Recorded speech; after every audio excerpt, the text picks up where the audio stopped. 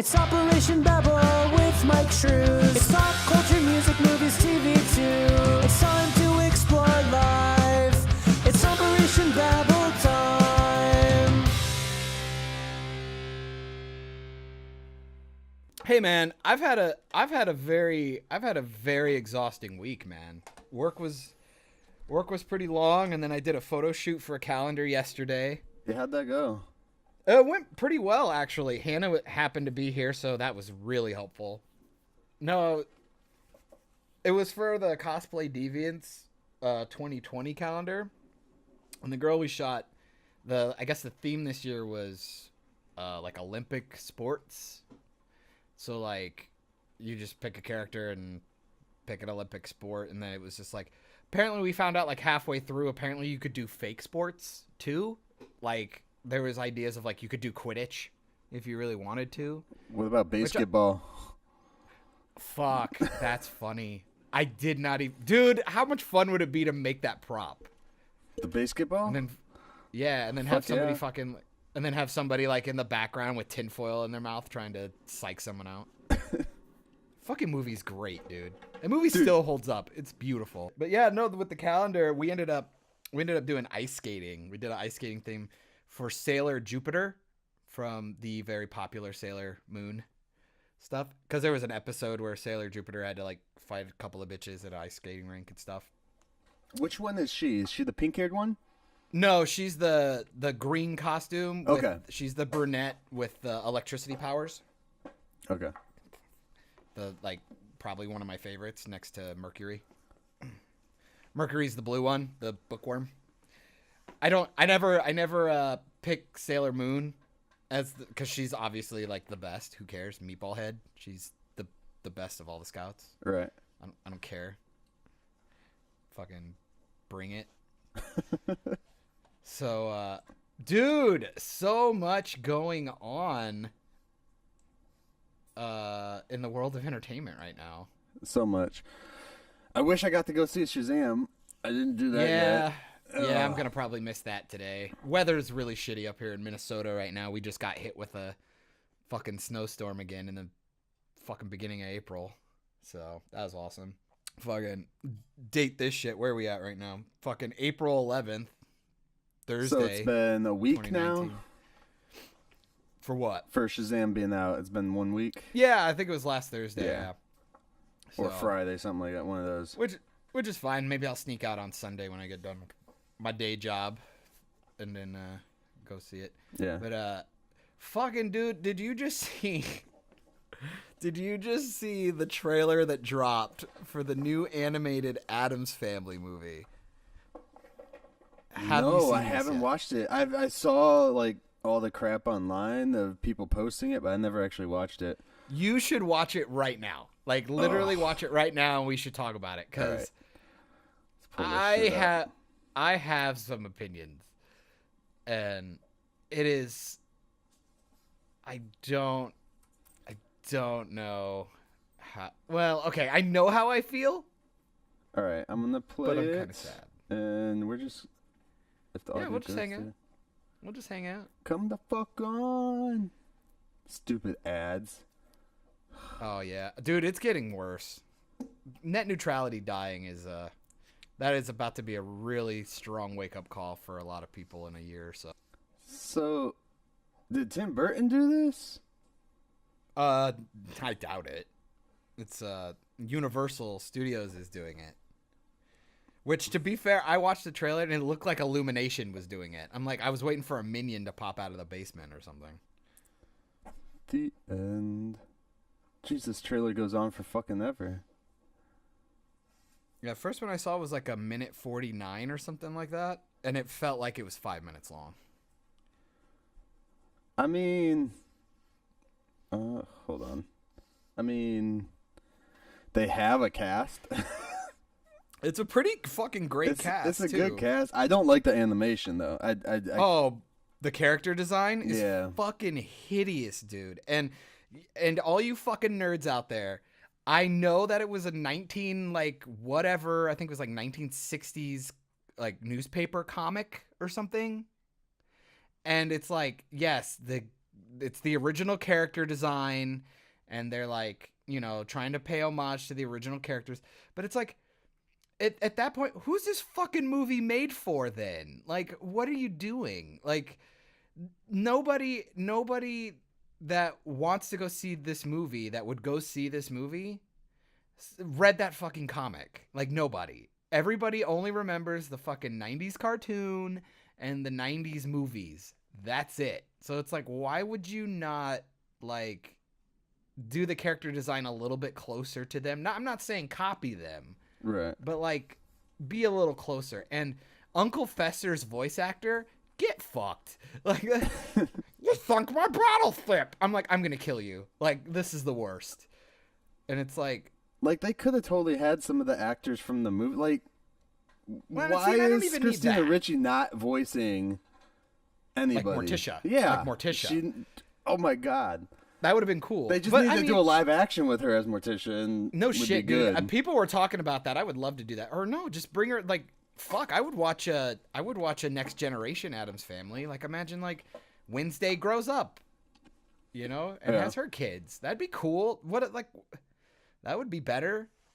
But God, dude, it looks like shit. And I'm just like, the jokes look really fucking dumb, and I don't know. I'm literally looking at it going like, I don't know who made this. Like, who'd they make this for? Right. So I think that one's gonna, it's gonna do fine. It'll do like the Grinch, Illumination type money, and which, I mean, the Grinch one that just came out in 2018, is that one with Benedict Cumberbatch? Yeah, it was okay. I mean, shut up. You got kids. You got kids. You can't help yourself. You're like, it's like like. Those movies by Illumination are such a fucking joke now that, like, people actually do, like, the bingo cards of, like childish shit in it. And it's like, oh, but it's a kid's movie. No, we're talking, like, stupid fart joke, stupid meme. Like, I was waiting for the Grinch to, like, floss in the, on the mountain. Like, the dance, not, like, literally floss his teeth. And I'm just like... that fucking humor is so just short-sighted. I hate shit like that. And it's just like, ugh. It's ugh. For Wednesday, they have Chloe Grace Moretz. Yeah. Which, I mean, she'll be fine, I'm sure. Dude, the fucking cast is phenomenal, dude. Like, who do they got here? They got Chloe Grace. They got... Who's Uncle I don't know Fester? who that dude is. Nick Kroll is Uncle Fester. Which makes sense. I like him. I can see that. Charlize Theron is Morticia, which that's really random. Like, I don't even know if she's ever done voice acting work. So that was really strange. Bette Midler's the grandma. Which, that's awesome. I think that'd be cool. I think that's great. Oscar Isaac is Gomez, which I'm like, that's cool. Mm-hmm. Which, by the way, I gotta... From Spider-Verse, he did not voice anybody in that. I just assumed, so apparently I was accidentally racist on that one. I was like, oh, wait, it's a Mexican dude. Or whatever. It's a Hispanic guy. So, that was funny. But yeah, dude, this movie looks fucking trash. Like, I don't know. This one... Now I'm mad that you made me watch the trailer. Yeah, you're welcome. But I figured if there's anybody who would, like... I mean, you're gonna go see it. You got kids. I know we probably you like won't the go Addams see Family. it. We'll probably Redbox that shit. But you know what I mean. You'll see it. Yeah, like we'll me, end up I'm seeing it. probably not even gonna waste the time. Like, Right. I'm just not. I'm good. This movie's gonna pass right by me. I don't know. The animation is so... I don't like it. Like, why is fuck just does boring. Uncle Fester look like... what's that guy's name from Minions? Oh, like Gru? Yeah, like the freaking long nose and... I don't know. It just looks really... Well, like I said, that's all the original character design from, like, the original comic strips in the newspaper or whatever. But again, I'm like... I don't care. Who are you making that for? That's why I'm just like... I appreciate homage type stuff like other people or referential shit. Because it's like, oh, at least they're, like, trying. You know what I mean? Like, at least they're putting some thought into it. But it's like... It's just a huge miss. Like, who are you marketing this for? Like, because you're obviously going for a nostalgia grab. Like, that's the point. So it's like, well, why wouldn't you do some character design? With nostalgia, like, I mean, the people that... The Addams Family that we all remember are the two with Christina Ricci and Christopher Lloyd is Christopher Uncle Fester. Lloyd. Yes. And you got like, I mean, those are the ones that everyone remembers. And they were just, you they had were the classic. TV show. Yeah, you had the TV show back in black and white. But, I mean, the people that are going to see the movies right now, or especially a freaking cartoon, are going to be the ones that grew up with the 90s movies. Yeah, and that's what I'm saying. I mean, if you want to pay anything, like, pay it to those movies, not to the freaking cartoon strip that none of those people knew about.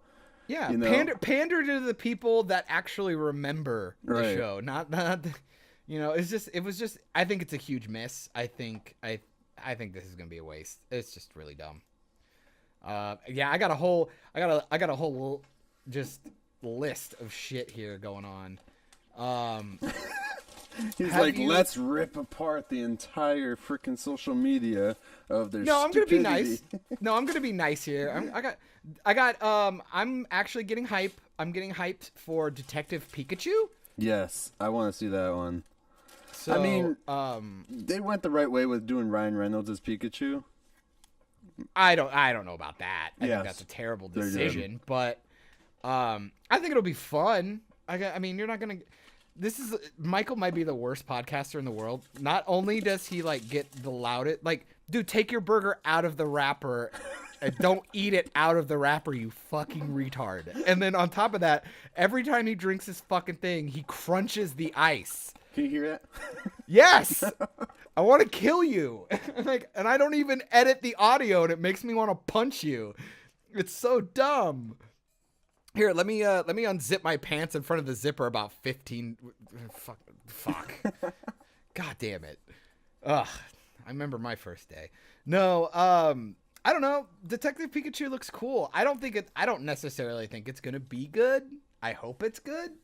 But the thing I feel like this movie's gonna do is give us a legitimate argument that a Pokemon movie should be done and can be done really well. Because, like, the biggest issue I think with Pokemon was gonna be, you know, the character designs are so iconic in the cartoons.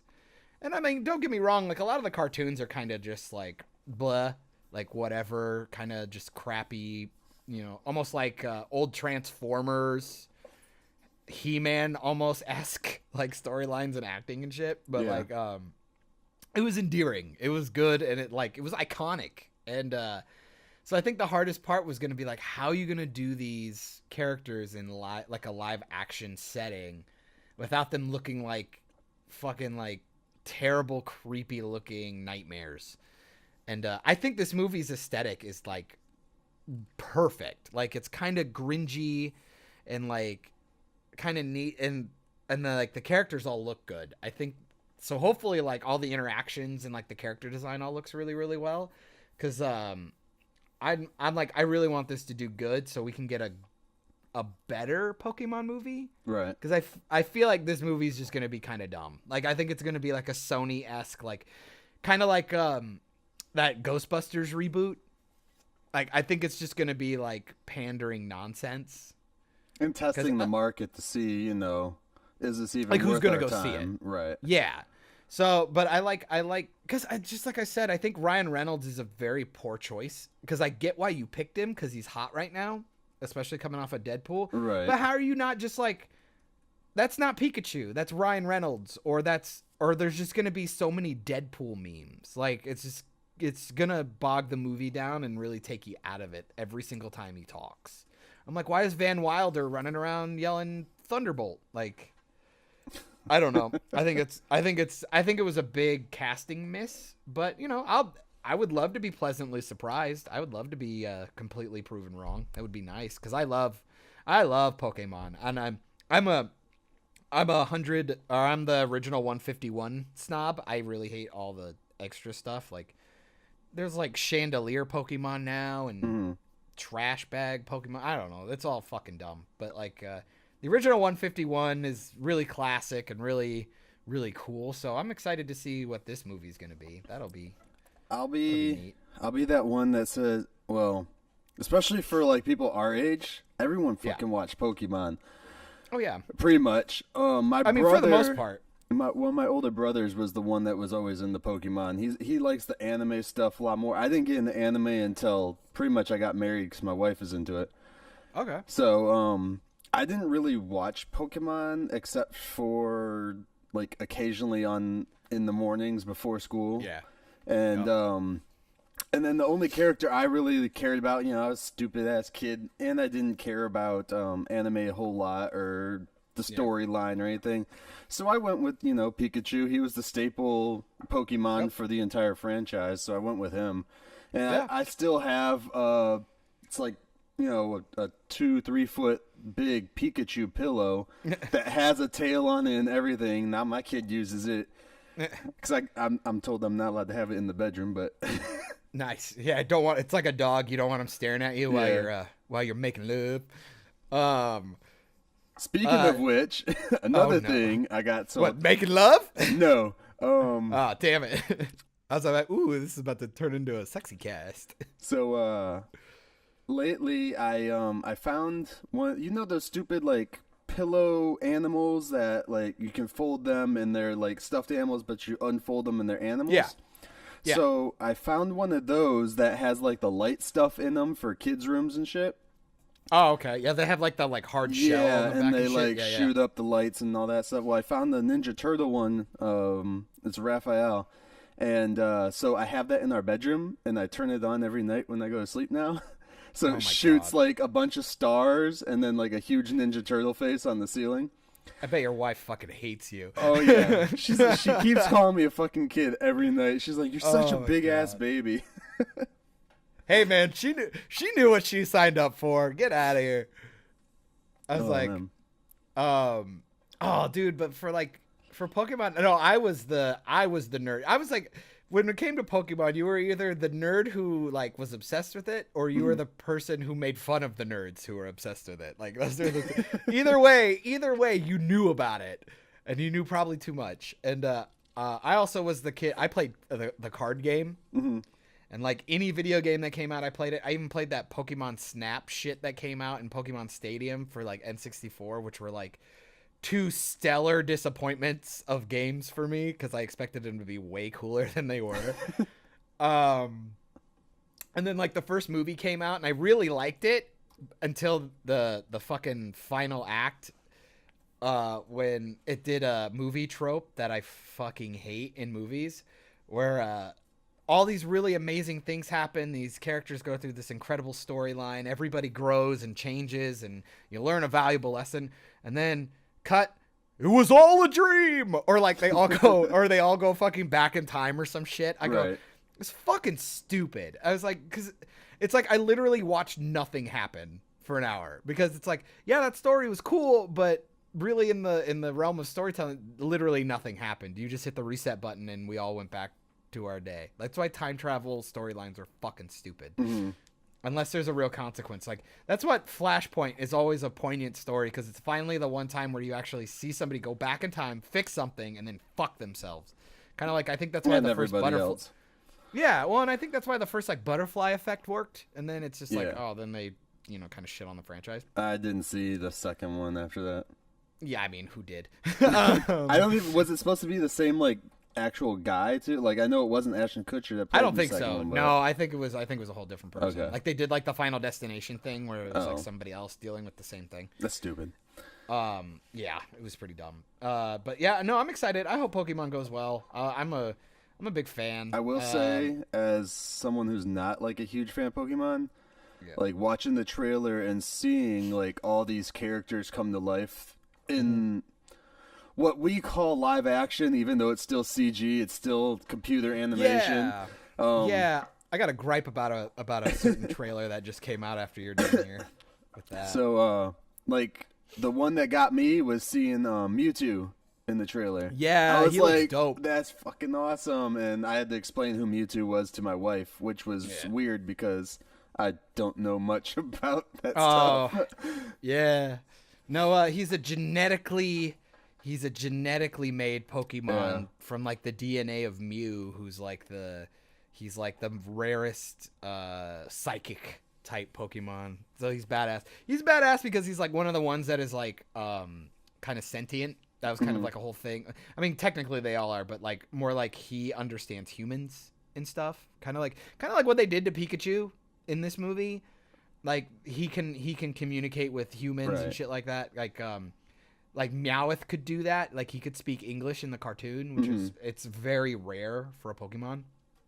So I do think that's neat that they're gonna delve into that aspect with this movie. Are we gonna get to see Team Rocket in this? Probably not. I don't. I mean, I wouldn't be surprised if they hint at that. If like Team Rocket's like the Foot Clan of the fucking of the universe or some shit like that. I'm sure they'll do something, you know, tip of the hat or pandering like that. Because you know, have them in the background somewhere, or you know, like a quick like thing. Movies can't fucking help themselves. But this is Legendary Entertainment, so I mean they tend to do okay stuff. I mean you're talking about the guys who did like a lot of the old DC movies that people like, and like, so I mean I'm not worried about it. Like I still think like when I saw it the first time, the only gripe I have is Ryan Reynolds. I just think that's I think it was just a bad choice. I think it was a big miss. Yeah. But I get what they were going for, so, I mean, good luck. I hope it works. But, yeah, the fucking CGI, this whole live-action thing. Can we stop calling the new Lion King movie a fucking live-action remake? Like, what the hell? It's all CGI. It's just a good-looking, realistic-looking cartoon. Yeah. That's all it is. I just got on Nikki about that this morning, actually, because they were showing the stupid trailer. Are they talking about it on, like, Good Morning America or some bullshit?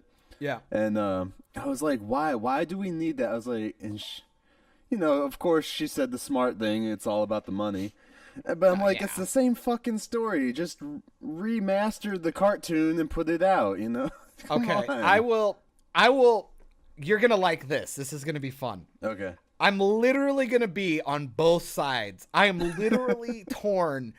This is one of those movies where it's the first time I'm legitimately torn between going, this is fucking stupid, and I really want to see it, if that makes sense. Like, because I love The Lion King. I think Lion King, it's one of my favorite Disney movies. It's really, really fucking good. Again, it's another Hamlet storyline, but it's still good. But the issue I'm having with it is that all the other live-action remakes are fucking trash. Beauty and the Beast is just almost unwatchable. Because I do not okay, I'm going to be super sexist right now. Sorry. So, SJWs, cover your ears. What the fuck? I do not understand this obsession with Emma Watson. I don't get it. And it was one of the most disappointing things I've ever seen, seeing her in the Belle costume. Especially because on top of that, she never struck me as somebody who was a singer. And I saw the movie, and she still doesn't strike me as someone who's a singer. Don't get me wrong, she's not bad. She's not bad. But it's just when you have the money that Disney has, and you're dealing with a property that is so beloved and iconic, why are you not, like, Haley Steinfeld could have been a really good Belle. She's actually a really good singer. She's a really good actress. And she would have looked pretty good. I mean, obviously that's it's just a joke. See, you know, I'm just saying, I'm throwing a name out there of somebody who can actually do the part, sing and act. Yeah. Emma Watson does not seem like she's just kind of vanilla. It's kind of like when they made Kirsten Dunst Mary Jane. I just kind of didn't get it, and I still kind of don't. But it kind of worked for Tobey Maguire because he's kind of milquetoast too. But I don't know. Hey, like I don't see James Franco trying to touch that. I'm just saying. Her and her baby teeth. And so I was just like, I don't know, like all those live actions are really bad. And then you go to Lion King, where you literally have all animation to your disposal. Everything on screen is something that you are going to make from the ground up. So why do a lot of these characters look so fucking boring? Like, I get that they're going for this realistic thing with the lions and stuff, but can like Scar look a little cooler? Like, can he look like a little more like I'm not asking for him to be like I don't know, like with the black mane and shit, but like I don't know, do something, make him look a little cooler. And I only saw the trailer once, so like how? Well, they just put out a second one. Okay. The one that you might be talking about is the one that they just dropped like yesterday, I guess. But I mean, it's Jon Favreau directing it, so I'm kind of like, Right. you know, I mean, I'm willing to give it a chance. But I mean, he also did Jungle Book, which I was kind of like, ugh. I really didn't like the Jungle Book live action either. Like Bill Murray's Baloo, I was like, I get it for the voice acting part, but like everything else kind of just eats butts. Like it just didn't work. And like King Louie was kind of weird, and it was a tonal issue, I think, and I think that's a lot of issues they're gonna have going down the road. But I mean, the fucking casting's great. I mean, it is really strange though that if you're bringing in specific people like, you know, James Earl Jones and shit like that, you're bringing back a lot of iconic people for stuff. Why not just do it the rest of the way? Why not bring all these new people back in? For James Earl Jones, he's playing. Is he still playing? Yeah, he's Simba's Mufasa. dad? Yeah. Yeah. So he dies. Like spoilers, he dies right away. Well, duh. So they're not, they're not really having a whole lot of him in there. But it's still him. I get it. You're absurd. But do you want Jonathan Taylor Thomas to come back and play Simba? Yeah, why not? I mean, but don't get me wrong. I think a lot of the casting is really good. But you really wouldn't want to bring Nathan Lane back as Timon. You know what I mean? Like, these are guys that, like, it's all voice acting. Why not just bring them back? I mean, that's what you're trying to do. But again, the dude that did Scar for the cartoon was a good one. Jeremy Irons. Yeah. Fucking incredible. Like, he's still alive, guys. Like, he's great. Like Chiwetel Ejiofor or whatever. He's Scar. I don't know who you are, man. I think is he the dude from like Moonlight or something, or 10 Years a Slave or something? What the hell is he from? I know him. Oh, he's the 12 Years a Slave. He's a fucking bad guy from Doctor Strange.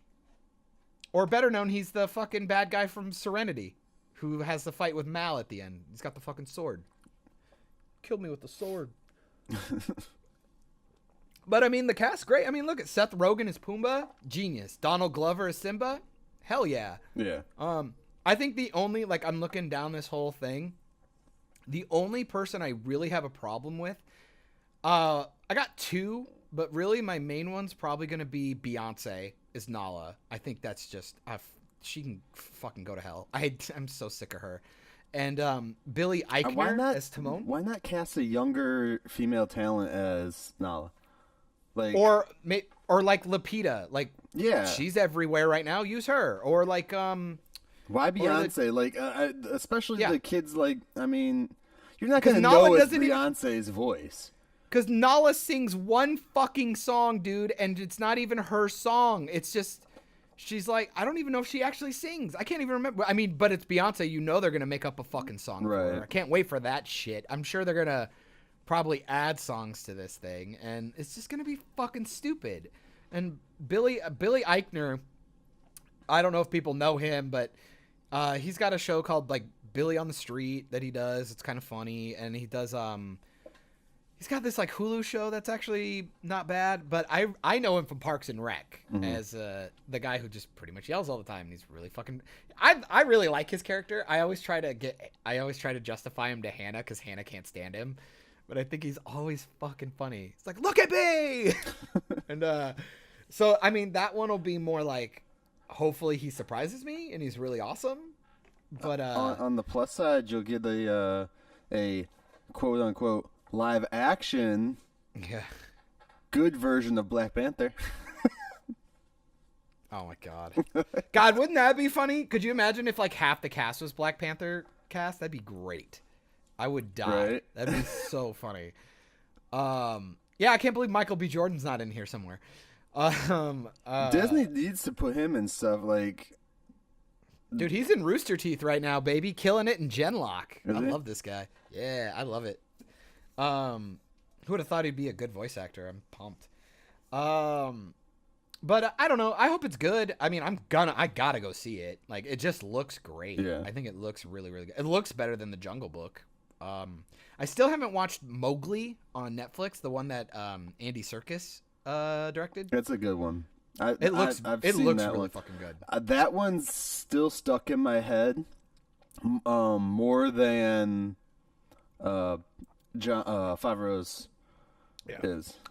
I think that one just looked like it had a weird tone problem. It's like, because I think that's a lot of problem with these remakes is like you go to one and it's got all the music and it's got all the fun and it's got all the like almost literally like plagiarizing the show and then adding like social justice warrior shit to it. It's not really good. Like, oh, Belle making up a washing machine. Like, what the fuck was that? Get the fuck out of here. Like, I heard Dumbo really sank. Like, really? Yeah, from what I heard from people and some articles that had popped up, I didn't read them because I want to watch it just to see. Yeah, I mean, it's Tim Burton brought back like almost everyone he's ever freaking worked with and threw him in the movie. Well, that's what he does, though. You know, the guy is uninspired. He is a one-trick pony, and it's like that's why like you even asked with the Addams Family, it's like, oh, is this Tim Burton? Because it looks like his shit. Like, it just looks like his shit, and it's just like the dude. It's like he wanted to do a claymation of Addams Family, but got lazy and was like, just animate it. Yeah, that's what it looks like. So I don't know. It's just they have a tonal issue. It's just like, you know, the Cinderella thing came out and there's no songs in it. Supposedly I watched that, but I don't remember it. Remember it? Yeah. So I mean, but that proves how good a movie is. Right. Like, it's just like I don't remember shit about it. But it's like the Mowgli one on Netflix, definitely go watch it. Okay. Not go watch it, just turn it on your computer. Yeah, watch it right now, the whole thing. Check it out, baby.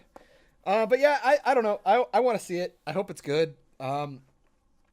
Honestly, I don't like Disney right now. I don't like what they're doing. They're just kind of fucking everything up. They're just franchising everything and trying to make as much money as they can, dude. They need to, you know, they keep buying everything, so. I'm fine with like pumping shit out and marketing to people, but I don't like what they're doing to scripts. It's bad writing. They're using a lot of meme culture, a lot of social media, like pandering dialogue, and I'm just kind of sick of it. It's like, it's the thing I say, like they're pandering to everyone, and while doing so, pissing everyone off. Well, here's a big spoiler to everybody out there that likes comic book movies. Yeah. Now that Disney has all the Fox Marvel shit, we're gonna get less comic book movies per year. Because Disney has it set up that they only are going to release so many Marvel movies in 1 year. Yeah. So whereas how we got like a couple Marvel or MCU movies, and then Fox would drop like an X-Men movie or a Deadpool or whatever, now we're just going to get less movies. Okay. So you're going to say that. So now I'm going to say it, and hopefully. So now you've said it. Hopefully, but now you've said it. Wrong. See, this is what I'm going to ask. What is your opinion on that, though? You said it because you obviously are thinking about it. The fact that you're not going to get as many movies, so essentially less saturation. You know, you're not going to oversaturate the market in theory. Right. So you obviously have an opinion about that. What's the opinion? Like, is that a good thing? Is that a bad thing? It could be a good thing, but also a bad thing because. You think people lose interest maybe or something? Well, for me, I've always liked being able to, you know, 2 or 3 times a year, I go to the movie and see the MCU movies. Okay, cool. That's whatever. And then I could go, like, periodically throughout the year, too, to go see, like, an X-Men movie or Deadpool or Once Upon a Deadpool. But if the movie's dog shit, who cares? Like, right. That just seems That's why I don't see many DC movies in theaters anymore. But see, you literally, like, it's so weird that you would care the fact that like these movies won't come out as often, but that could potentially mean they might actually take time and do them well. Like, I don't want a shitty X-Men movie. Because I've seen a good one. I know what I've watched Logan. I don't want a Dark Phoenix movie. You know what happened the last time? They're literally just plagiarizing X-Men 3. You know what that franchise did? They made a movie so those movies didn't exist anymore. Right. Like, that's how bad they were. So I I know this Fox did that with a lot of their shit because they Because basically it all sucks. retconned the entire X-Men franchise, especially with Days of Future Days Past. of Future Past. Yes, because they changed up everything and made everything completely different. Yeah. And then they did the same thing with Deadpool. Yeah. Stupid thing. And I mean, but at least with Deadpool, it's a parody. Right. They're making fun of the fact that they did that. Right. So they're self-aware. The other movies were just so stupid. They suck. And they're just like, oh yeah, we finally realized, oh yeah, they do kind of suck a lot of dick. Maybe we should make them not exist anymore. But those And then, movies being made gave route for us to have what we have now. Well, yeah, I mean, So, you can appreciate them for what you want. You're gonna have to but deal with appreciate this them shit. for what you want to appreciate them. But after DC's X-Men, gone backwards though. after Spider-Man 2 and after the Sam Raimi Spider-Man 2 Mm-hmm. and the X2, after that you can't use that argument for any of those movies after that because they've already established that these are the movies we got. They raised the bar. We're happy with them, and they're good. But still, at the end of the day, you still go back and watch them, and you're like, they're good. They were good for their time. Mm-hmm. They're still actually pretty decently written. They still look pretty good. At least they're stylized and tried something. Right. But like, I'm sorry, the movies are doing better now. Yeah, we get some bullshit ones like a Captain Marvel, a Black Panther, a Aquaman. We get those from time to time. But then you have the Russos coming out and doing a Winter Soldier, a Civil War, fucking Infinity War. Hopefully Endgame really puts a nice punctuation on this phase, Because which I don't their think they last will. one too. For the Russos, they're not doing more Marvel after that for a while. I mean, if I were them, why bother? Right. You know, this is your swan song. It's like, Go and you out see, on and with top. well, and also with Captain Marvel, you see the direction that Disney's gonna take this. You know, you can see that fucking bonfire that they're about to build in a trash can for all these characters. So you fucking get out while you're on top, baby. Get out while you go out making your Empire. You just made your Empire Strikes Back, and now Disney's gonna force them to make a Ewok Return of the Jedi. You know, Right. and hopefully they can get around that. Because I was talking to Hannah the other day. Because fuck Captain Marvel still. One of my biggest things was I got really mad because like all I could think was I hate the fact that they did a prequel, like a retcon movie for her. I was thinking about her actual origin in the comic book, and here I'm about to fanfic you so hard right now, because we'll get to a video that you put out. I think it was either this morning or last night. A nice little segue into some shameless plugging for you. My whole deal was, why not? Okay, so in the comic books, Right. Kara Danvers gets all the Kree powers, does all the stuff, essentially the way everything kind of got done, give or take. And then Rogue from X-Men got her powers from using, her touchy zappy power, or her succubus powers, and put her in a coma. Cool, right? Neat. Cool backstory, whatever. That character's gone now. Mm-hmm. Imagine if all this stuff in Infinity War is happening, right? She was in the Air Force. She was a prospect to be part of S.H.I.E.L.D. Or like Fury and Maria and like Phil were getting ready to try and establish S.W.O.R.D. Because that's a thing. They were the space answer to S.H.I.E.L.D. And which also S.H.I.E.L.D. didn't exist when Captain Marvel happened, because that was a big joke in Iron Man 1, so they retconned themselves immediately. Remember, they didn't even have the name S.H.I.E.L.D. yet. So there you go. There's another problem with that movie. But imagine Kara Danvers is a prospect to come to S.H.I.E.L.D. and then help lead into S.W.O.R.D. She doesn't have any powers yet. None of that stuff. She's just a really good military person that they want to bring in and hone. And okay, so that happened. But then she has an accident. Essentially, the explosion that gives her powers in the movie, or whatever. And like the Kree guy finds her because maybe he's part of the military and blah blah blah, and he's undercover Kree or whatever. Mm-hmm. Gives her the power. The explosion happens. The explosion puts her in a coma. There you go. So now she's in a coma. When like the Avengers, like around the time the Avengers happened, the first Avengers. Right. And so she's in a coma for like 2-3 years, 5 years or whatever. And then the Infinity War snap happens. The snapture, as people call it. That happens.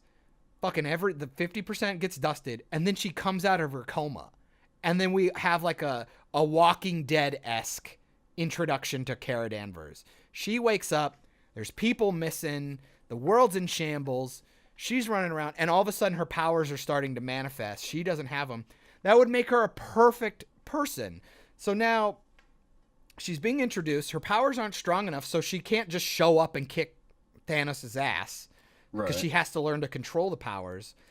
That becomes a whole thing. She can create a relationship with Steve Rogers through trying to figure this out. And then when probably Captain Rogers dies, her powers are coming up. She proves that she has a military mind. She's really good. And boom, that's why she gets the mantle of Captain Marvel. There you go. There you fucking go. I just wrote it for you. It would have been super good. We wouldn't have had to go back in time. And it would have made her a better character. You would have got to see her struggle. She would have earned everything she got. And it would have explained why she didn't help during the Avengers stuff, the Ultron shit, or the beginning of the Infinity Stone stuff. Especially because now she's like, what, 24 years with her powers, so she's like completely experienced. There's no way that she can like manifest extra power. Well, she could, but there's no point. I mean, if J.K. Rowling was writing it, she would just magically get some new power. And be gay. And be gay. Always gay, dude. Every single one of you is gay. Fucking Christ, dude. But yeah, I fucking hate Captain Marvel still. Still haven't seen it. Probably won't see it. If I ever do see it, it'll be to do a commentary track just talking about how shitty it is the whole way through. We'll do that then. I'd be happy to do that. But yeah, there you go. That was it. And I do that because I was going to bring that up because now that was my little fanfic, not necessarily like a theory or anything. That was like something that you thought would be dope. It would have been better. I think would have been better in my opinion, which fuck you. It's my opinion and it's better. It's better than what we got. But, dude, shout out to you. I watched your first episode of your new little series. What If? Called What If? What if your legs didn't know they were legs? And the first video was literally shot just on my phone at my desk because I was just, I wanted to get it done and over with. Yeah. They always say the faster you do something, you know, once you get the first one out there, like we did with the podcast, we start, you get more out there. Yeah, it's like getting married and having kids. Oh, yeah. The sooner you get married and the sooner you have your first kid, the more kids you're going to have and the more marriages you'll have. Okay. What? So when are you having your first kid? No. Right? Actually, dude, for all I know, I got 2 somewhere. I mean, I'm not a professional athlete, but, shit happens. Yeah. So since we're on Marvel, I want to hear your theory. I want you to tell, so you should go check this out because I have a feeling this is going to be kind of the tone that you set for this little series that you're doing. Yeah. Because that movie or video came out to what, like 4 minutes? Yeah, it's only 4 minutes. The videos, I have a feeling you're going to probably tighten those down. Yeah. I can see you tighten that down. I think you said you didn't really want to edit it because it's something that you kind of want to it's just be able to pump out and kind of essentially keep yourself relevant throughout the week. Yeah. And until you drop the big stuff. I put my little stupid tag on the beginning and end with the logo, and I did it all on my phone. So I was just like, bam, upload, bye. A fucking like Windows Movie Maker version of what we can do now. Actually, it's what is the app called? It's called InShot. Oh, there you go. So there you go, guys. Shout out for InShot. I think it's like a 99-cent app or some shit. But I know you might get worried that it might steal some of your thunder, but I think this is a good way to kind of start and see what the kind of content you're talking about, what it's going to be. Yeah, man. Because I'm a huge fan of Agents of S.H.I.E.L.D. myself, and I've also seen Infinity War, and I'm a pretty big Marvel fan. I would like to, not only would I like you to bring up your theory because you did go kind of fast and you were kind of like talking on yourself. So I don't know if it came across as clear as you think, but it seemed kind of interesting. So I would like you to reiterate it to me and the probably two sad, lonely people listening to us right now. Are women? That are in the other room asking us to stop doing this. I would like to hear your theory, and I would like to discuss it with you because I'm a huge fan of Agents of S.H.I.E.L.D. It won me back, let me tell you. That show did not hold on to me very long. I went probably 3 years without watching it, and then they introduced Ghost Rider. Yes. And I was like, oh, that's going to suck. And I skipped that season. And then once I started hearing kind of good things, I went back and started it again. From like the end of season 2, whenever the Hydra thing happened. I think it was like middle of season 2. Yeah, when that big reveal came, that's when I was like, okay, that was when the show got good, so I'm going to start back there again and then work my way up. The only good thing that came from the first season was Chloe Bennett, who plays Quake or Daisy or whatever, running around in that pink dress when she was all She's had like 3 wet names on on the that show, dude. It's Daisy, Sky, and Quake. Yeah. But if you watch the show, it'll make sense. Which, it's still dumb, but it makes sense. In one of the versions of the comics, Quake is one of the people that helps defeat Thanos. Or Thanos. However you want to fucking pronounce it. Don't kill me. So. So, yeah, throw that theory out there. I gotta. Okay, yeah, so the theory goes, it's based on the kind of ending of season... Is it season 5 that just ended on Agents of S.H.I.E.L.D. last year? I think it was 6, and then they got renewed for 7. No, they're not that far in, are they? Well, here, how about you do your theory, and I will look. Yeah, so the last season of Agents of S.H.I.E.L.D., which was a year ago because they haven't aired another season since Infinity War came out. So what it basically goes on is...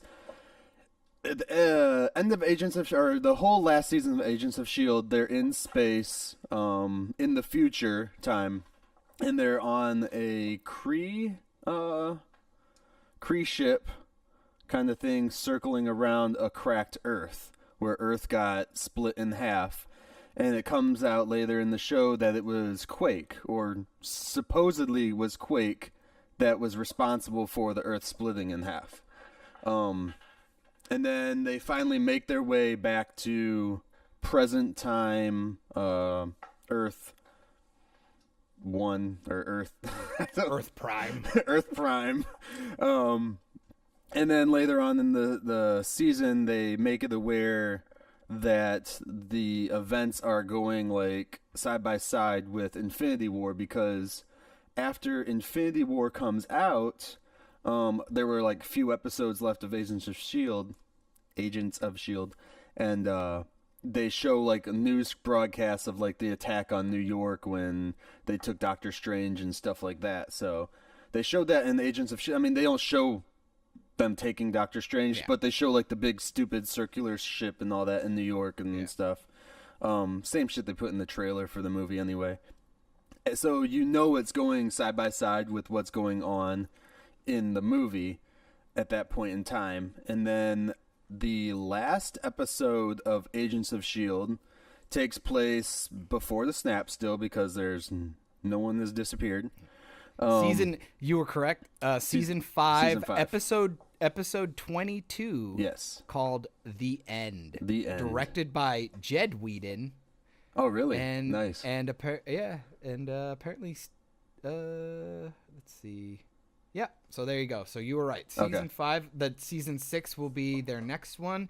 I've heard rumors the final one, they got the extra one just to kind of actually tie everything up. Yeah, they're trying to close everything in. We'll see how it works. So yeah. But yeah, so the last episode, they finally there's been this like time loop throughout the show that they build into the show that no matter what they do or what they change, the Earth always cracks in half, and it's always the same outcome every time. And they finally close it up where they completely stop, supposedly anyways. We'll see in next season what happens. Yeah. Supposedly they completely close everything up. They get rid of is it Galvatron? Yeah, it's Adrian Paskdar's character, General Talbot, who becomes Galvatron. he essentially becomes an evil Superman. Well, is essentially what happens. Well, that's Galvatron. So I mean, I don't think they call him that in the show, or maybe they do. I'm pretty like sure they once do. or I'm twice. pretty sure they do. Yeah, I mean, he has the suit and everything. Yeah. And I mean, he looks really hokey, but Yeah. fuck, dude, he's a good actor. I thought It kind that of looks could've- like the Shazam suit on him. Yeah. You know, but black. Oh, I totally got it, like a Black Adam vibe Yeah. from him, just a little whitewashed. But he's a good actor. He played that pretty good. That could have been a lot cheesier than it was. It already was cheesy, but like he made it work. He did all right. I think because that could have been really bad. And the fact that you've been with General Talbot for so long, Right. in the show, you actually did kind of care about him, so you wanted him to do a good job and like be a good guy.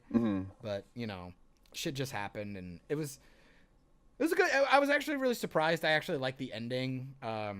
Classic Joss Whedon-esque type stuff. People die. They actually don't fun actually with that. show. So at the end of that season, Quake defeats him finally. Yep. But all they, spoilers. But at the end of that season, she defeats him. But they actually don't like kill him officially. He just floats off into space.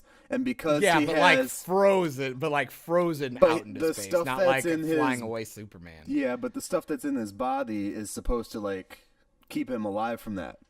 So we'll see. We'll see if they decide to allegedly. use him or not. Speculation. Yeah. And maybe he's one of the half of people that disappear.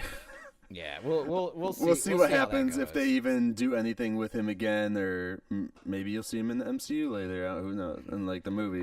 I doubt it, but that will never happen. And that is. he got that part though because he plays the voice of Tony Stark in a lot of the animation stuff, dude. Yeah, he did Avengers Assemble. Yeah. Which I still got to go back. I still got to go back on you talking about how like Marvel animation wasn't that good.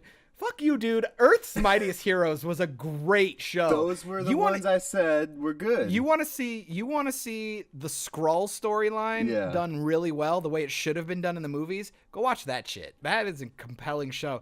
The Avengers Assemble was okay, but it was like they repackaged a good show to match all the characters from the movies, and it just got kind of like a little overly pandering. It's still good, but it did a lot of like really dumb aesthetic shit in it. Like it would do this thing where it would like go into cinematic mode, like during action scenes, it would like change the aspect ratio to a widescreen during action shit, and then it would go back to a full screen. It was extremely jarring and really stupid. It was a really fucking dumb choice, but all right, let me finish. Let me finish. Yeah. And then we'll get back on that. Beak. So yeah, they basically, wow, I just spiked.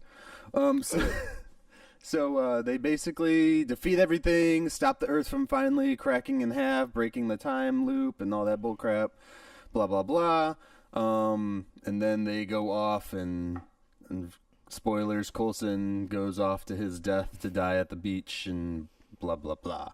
And then the show ends, and then we're supposed to assume that the snap happens after the show ends within like the next day or so. They don't really give a complete timeline of that. That's so crazy because I don't remember any of that. I don't remember them alluding to any of the Infinity War stuff. Yeah, they do. That It's I think the last 3 or 4 episodes were done after the Infinity War movie. So like the first episode after Infinity War dropped, they do it. Just like they did with Age of Ultron, where they, Coulson's showing the helicarrier could come up and everything, and he supposedly did that. But so my thing with that was thinking, so the Earth was supposed to crack in half at that time period, which is before Thanos. So it's supposed to be before he actually gets there. So he doesn't have the time stone yet, because as soon as he gets the time stone, he disappears in Infinity War and goes to Earth. So it's before that time frame, because then he would do the snap and blah, blah, blah, blah, blah. Watch the movies, guys, and watch the TV show. Come on. Just get to the point, man. We're on the edge of our seats. Hey, you want me to talk? I'm talking. Damn. I know. So, so my what if is was in the video, and you can also go see it on YouTube. It's a quick 4-minute thing instead of listening to this whole thing. Again, if you want, it's at Myke Shrews on YouTube and Facebook. So, the what if is, what if the Agents of S.H.I.E.L.D. stopping the Earth from cracking in half, or quaking in half, is the reason that Thanos was able to get all of the stones, Infinity Stones, and snap half the universe away. Because when they're in their future time in Agents of S.H.I.E.L.D., there's no mention of it. It doesn't seem like half the Kree even disappeared, you know. There's no half of the human race disappeared. Well, half of them did because of the Earth cracking in half or whatever. Mm-hmm. But there's no talk of that whatsoever from the snap type of thing. Of course, they weren't going to do it because they weren't going to ruin the movie. I get that. Mm-hmm. But my thing is, what if the Earth would have cracked in half instead of Thanos doing that? It would have ended his whole plans. And he wouldn't be able to, you know, do what he did. So we can blame Agents of S.H.I.E.L.D. and Quake for not destroying the Earth. Instead, they destroyed half the universe. No.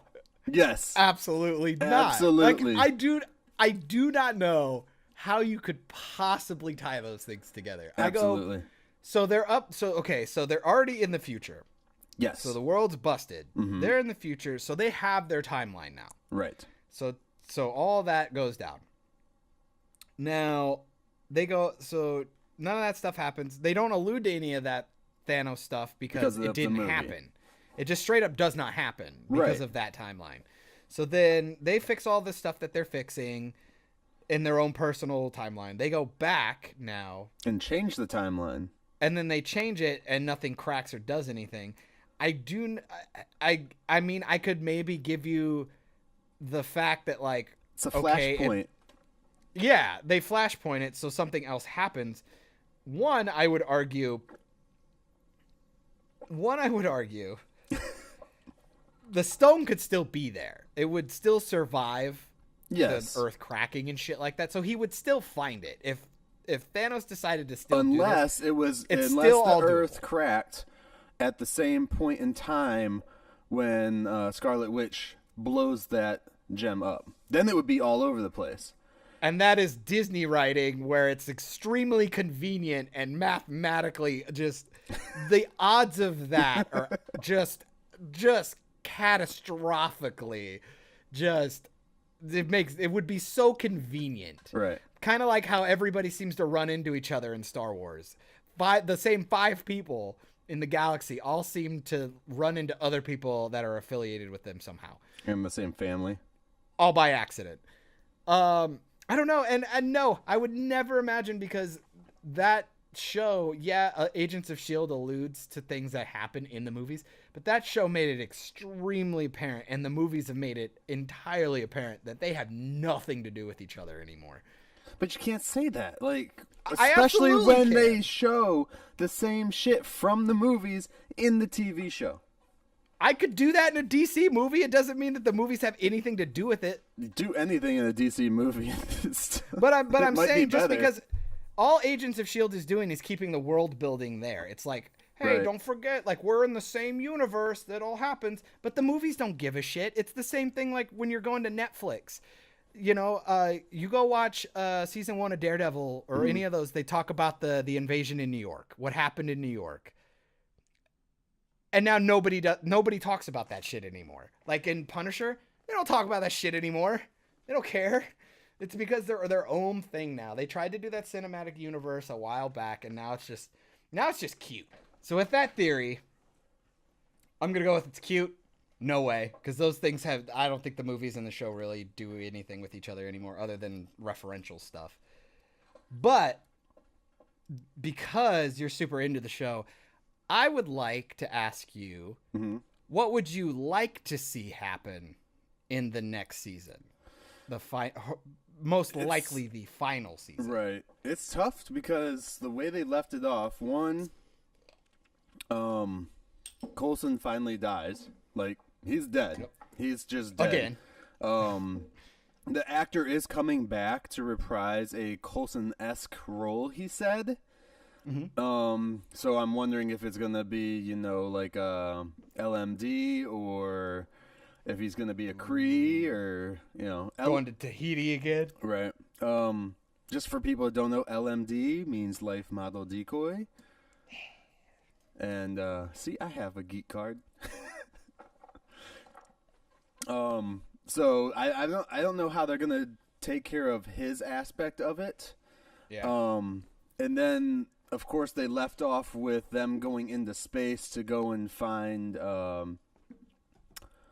wait, who were they going in to find? I forget. Fitz. Fitz, yes, yeah. They were going to find Fitz because he was lost in time or whatever. Yeah, watch the season. That storyline's kind of dumb, but it's also really cute just because they always want to fuck with Fitz and Simmons, which let me tell you, dude, Fitz is easily the best actor on that goddamn show. That dude deserves all kinds of awards. Dude, when he did the Hydra stuff too. Mm-hmm. When he played a villain, dude. Yeah. When he played a villain in that show, he was fucking phenomenal, dude. He was so good. That weird one, that episode where Ada put him in that weird construct, like the Matrix essentially. Yeah. And they all had an alternate life. It was called. The episode name was called Agents of Hydra. In case anyone wants to check that out, it was pretty dope.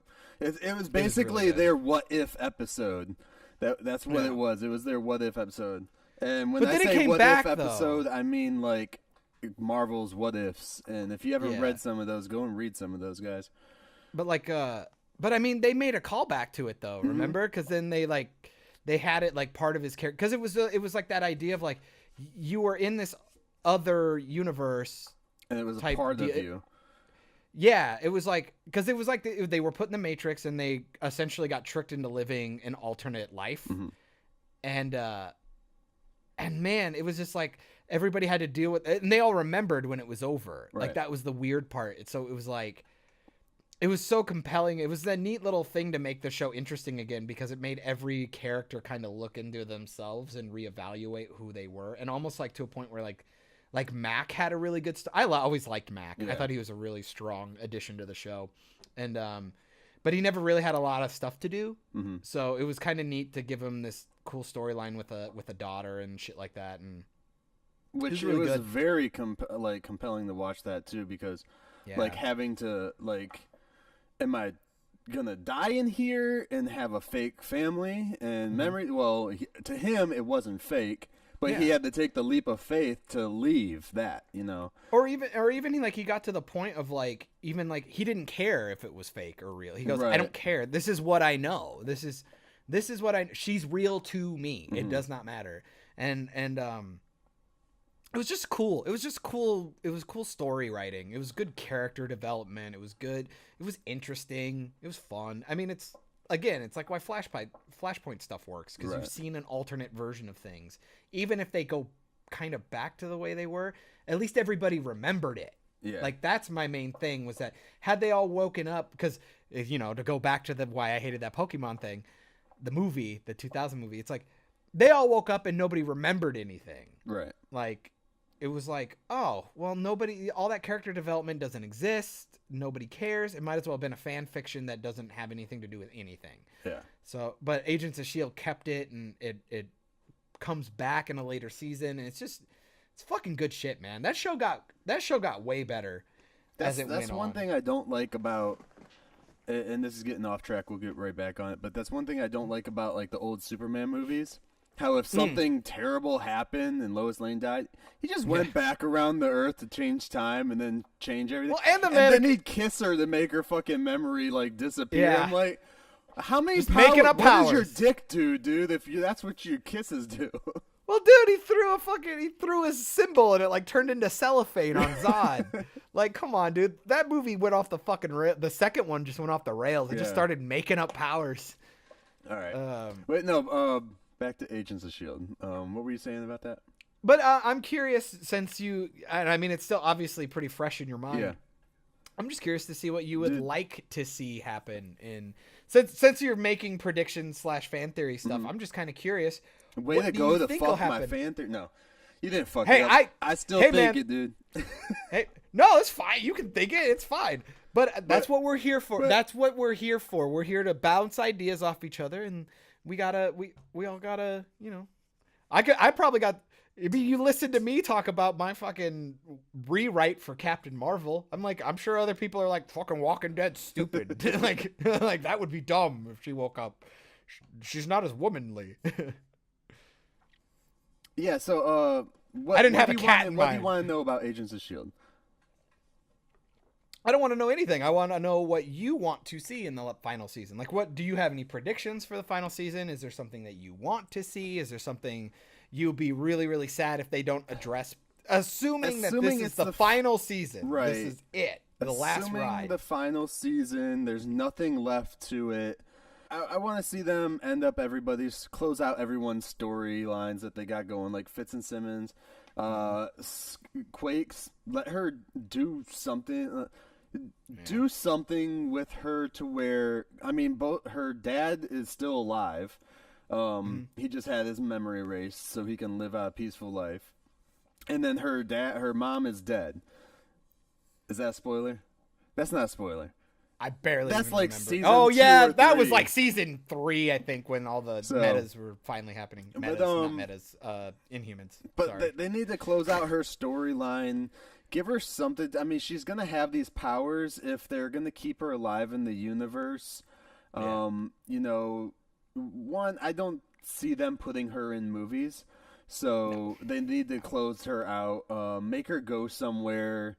Because right now she keeps being paranoid about her powers anyways, and she can't control them. Maybe give her some weird freaking thing to like get rid of her powers or some shit, you know? I don't know. Just do something to where she's closed up and the problem with her character is that she's always reactionary. There's never anything she's doing. She's always worried about something that's happening to her.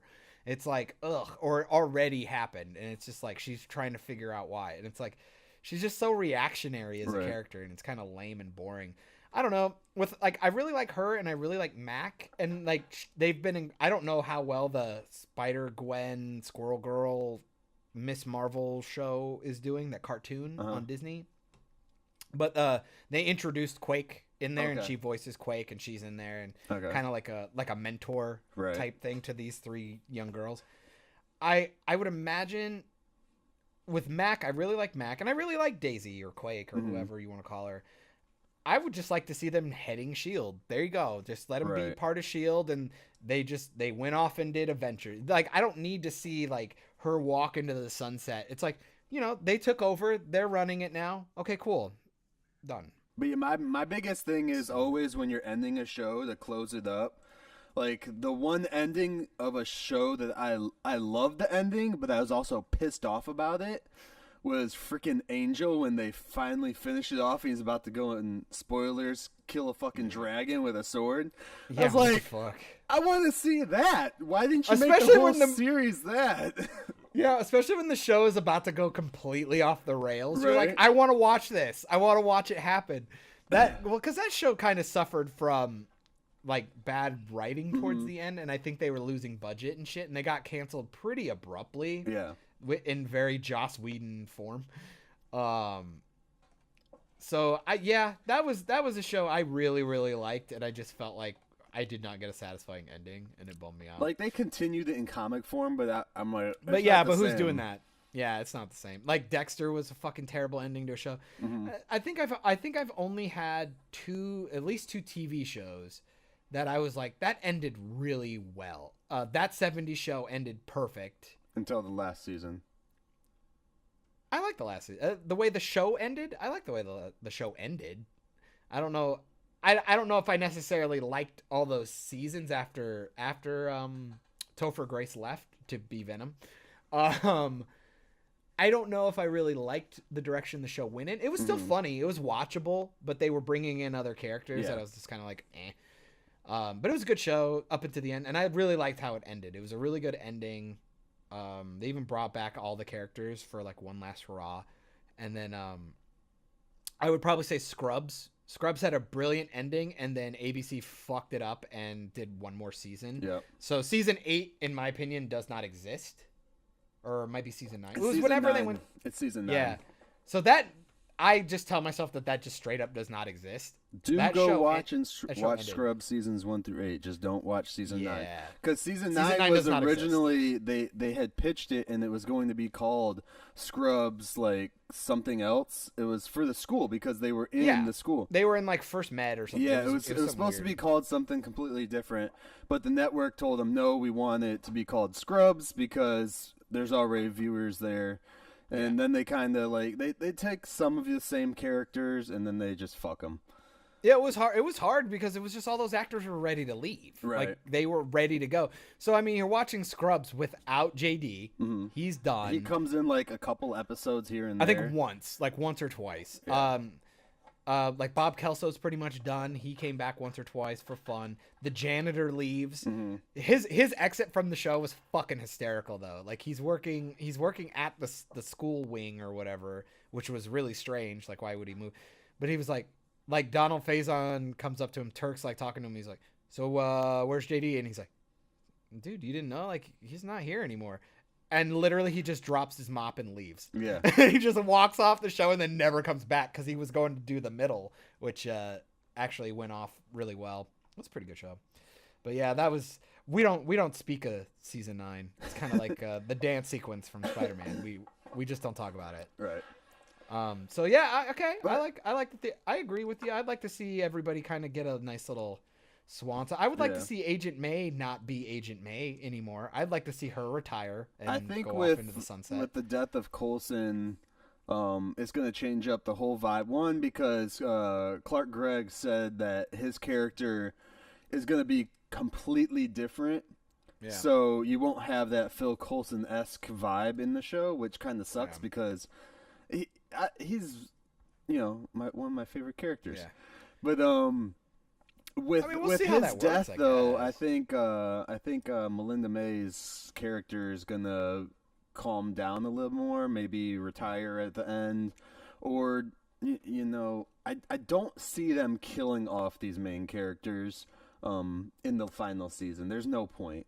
I hope not. Unless they're going for 22 episodes and they just need filler to keep people watching. Like, oh, we're gonna kill this person, but we might bring them back after the holiday. You gotta remember, Whedon's are writing this, dude. Yeah. Jed and Joss are on this from time to time. Nobody's safe. Nobody's safe Right. in these.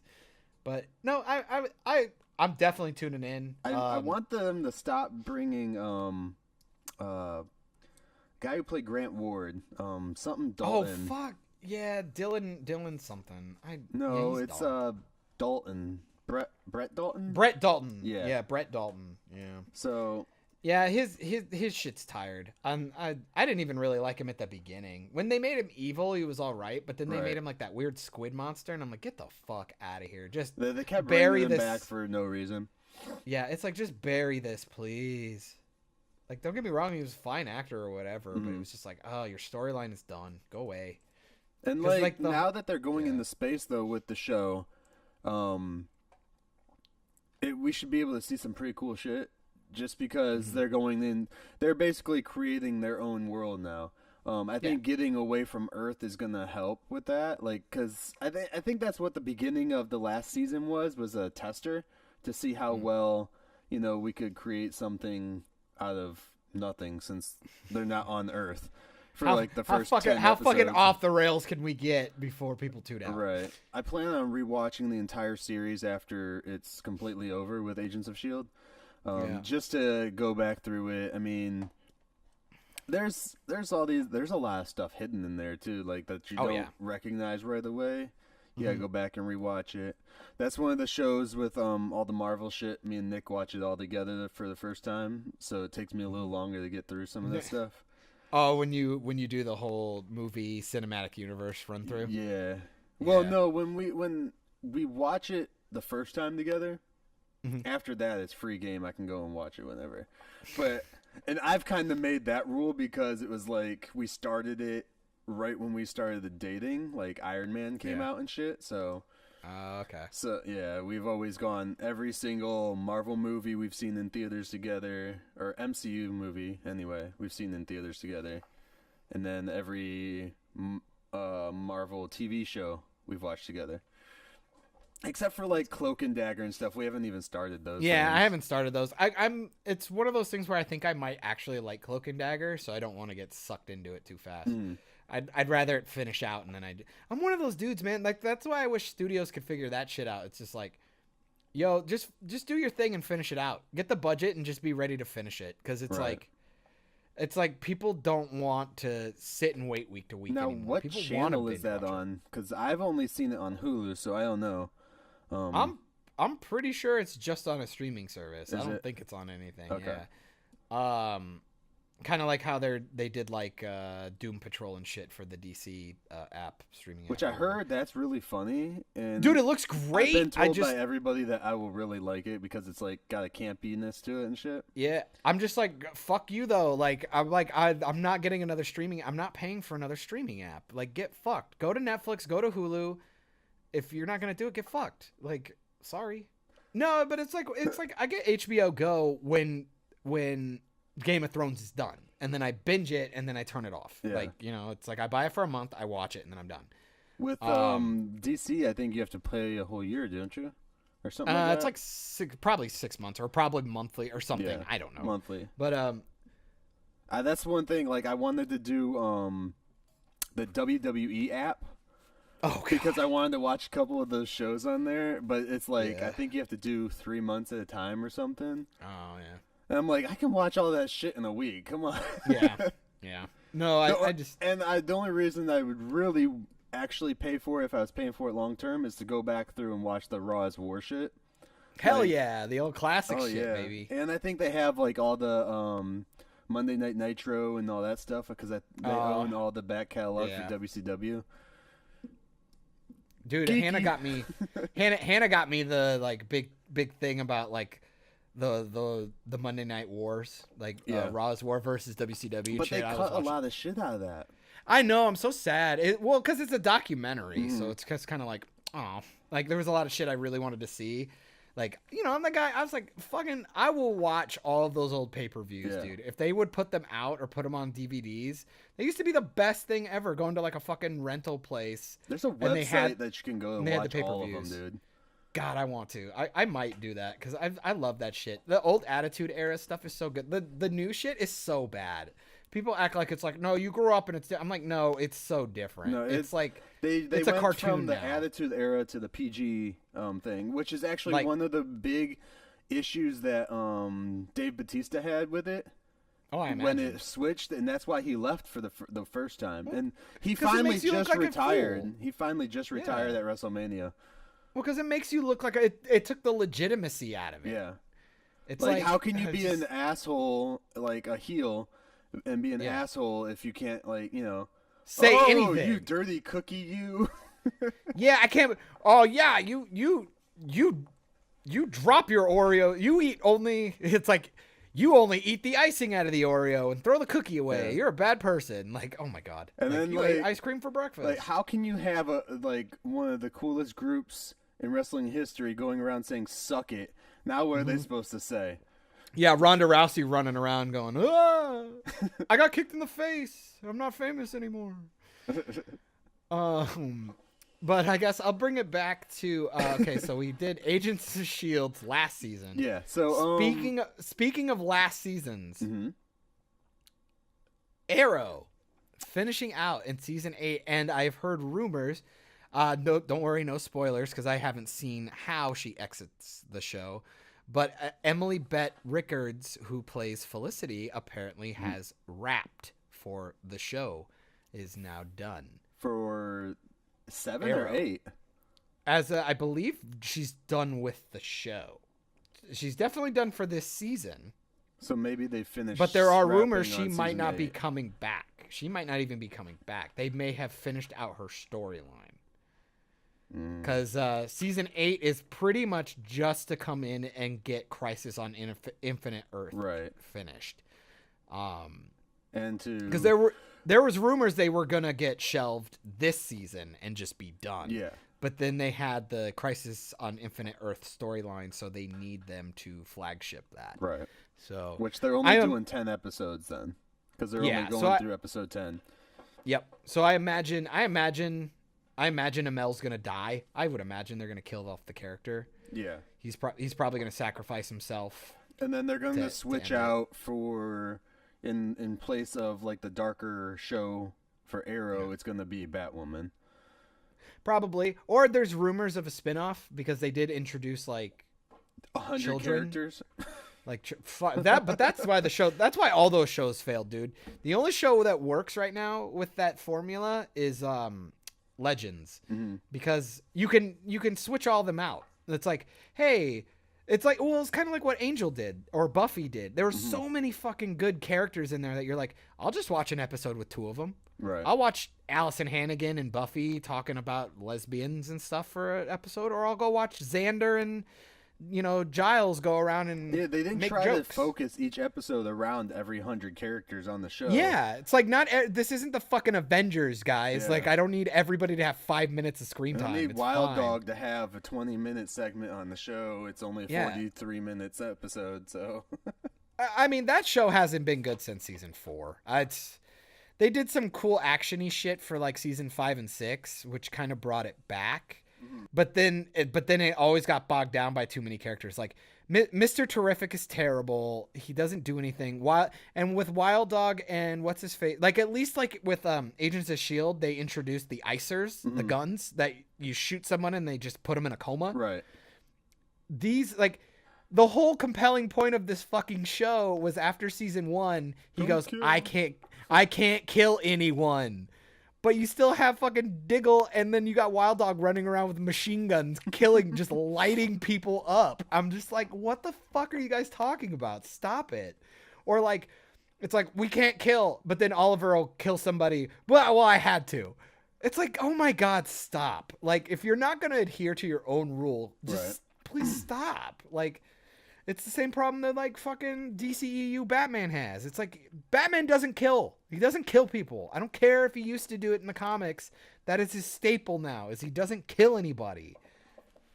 Well, God. It's what makes him compelling. It's what makes him hard. It's what makes his existence so difficult. He's like, fuck, I just want to kill everyone. Somebody just did a thing about that with the Batman thing. I think it might have been Snyder. Was like, don't quote me on that not being Snyder, it might have been someone else that's like directing or writing Batman or has worked with it, and basically was saying you're fucking retarded if you think Batman doesn't kill because he's a vigilante.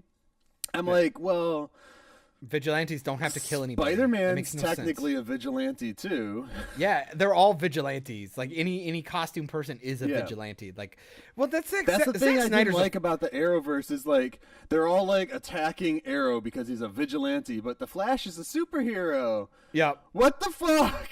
Yeah, it's like we have Flash Day. Here's a Flash action figure, and a Flash but also again, he doesn't kill anybody. Well, until you got to season fucking 3 or whatever, and he was killing all the metas from Earth 2. Flash? Like, they never explained that. Yeah, Flash was just murdering all the metas that came over. But because they were from Earth 2, it was okay? It was so fucking weird to me. Like, I don't remember him killing them. Killed all of them, dude. Every single one of the doppelgangers came over and they got killed. The guy who was played by them. He wasn't. Yeah, he was. No, he wasn't. Yeah, he was. Season 3, or was it season 2? It was Zoom. It was the doppelganger season. So like, remember the guy who was played by Edge, the dude who like sucked in like electricity or like radiation, and he got all big. Atom Smasher, that was his name. They set him up to put him into the thing so they could kill him by over radiating him. He died, and then the next girl came in, and I don't remember how they murdered her. They murdered her ass too. Every doppelganger died. Every doppelganger got killed. It's even a point in the story that I know that they were like they were capturing them in the first season. And then they were getting shit for it because how do you feed them and how do you do that? And I'm like, fuck you. There's the suspension of disbelief. Like let the toilet comes out of the ground, or they like brought him Big Belly Burger. I'm fine with that. Like, I don't care. Once you lock them up, they're cool. I don't care. They're gone. I don't want Flash murdering people or setting them up to be killed. Like, that's not what he does. I'll have to go back and watch some of those because I don't remember him actually, like, I guess maybe on accident he didn't take kill them. No, not by accident. They did it on purpose. Like, I mean, he's not running around shoving a knife into their chest or anything, but like they knew the whole point was if he takes in too much radiation, it will kill him. So they put him in the thing and they because him with that a was bunch the of only radiation. way they could like stop him or some bullshit. Yeah, and they killed him. And then they did it to like 3 or 4 more characters. It's even a point of contention. Like there's an episode with Dr. Light, the chick he's dating from the newspaper. Mm-hmm. They kill Dr. Light so she can wear her costume and take her place. Because Zoom doesn't know that she's dead. Right.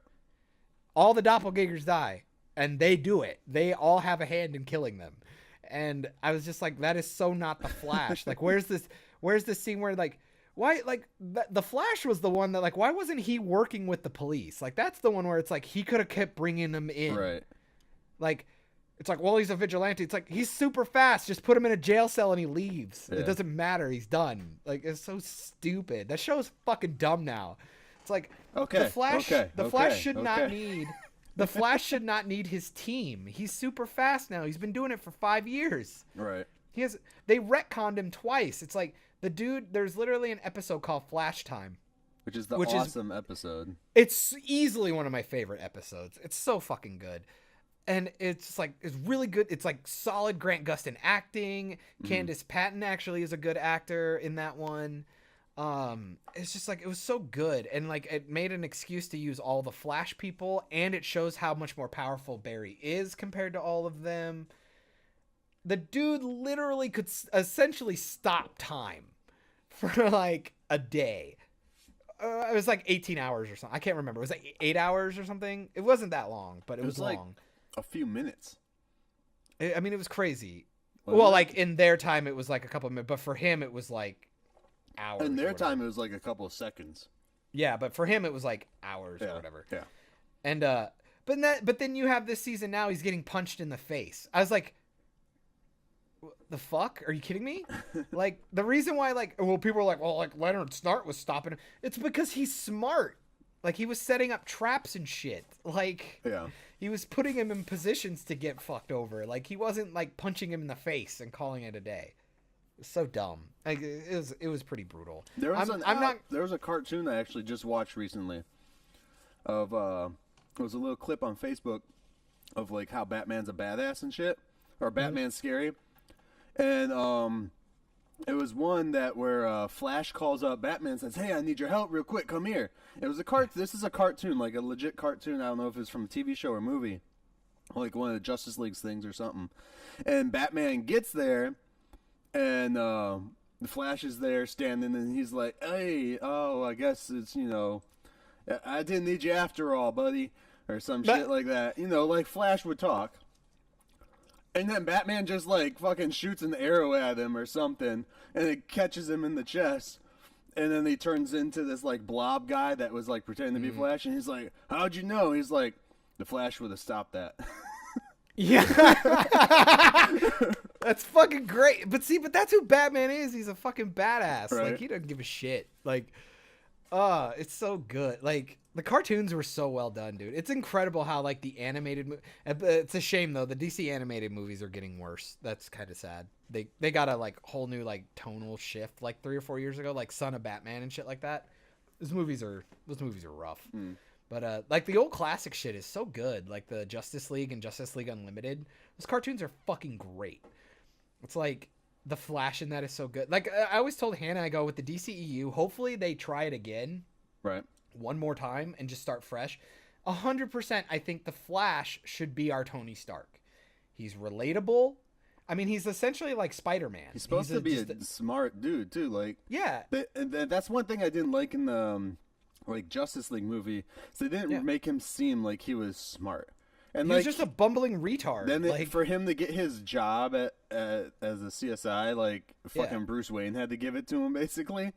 Like, come on, you guys are like basically making him look like he can't do anything without help.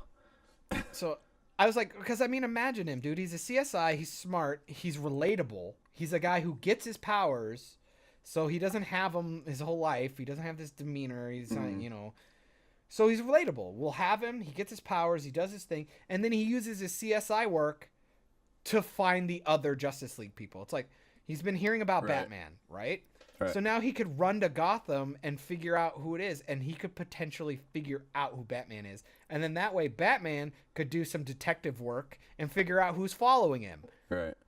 And then they meet each other, and then they start to go off and find other people. There was another clip on that the same clip I was talking about a second ago. Yeah.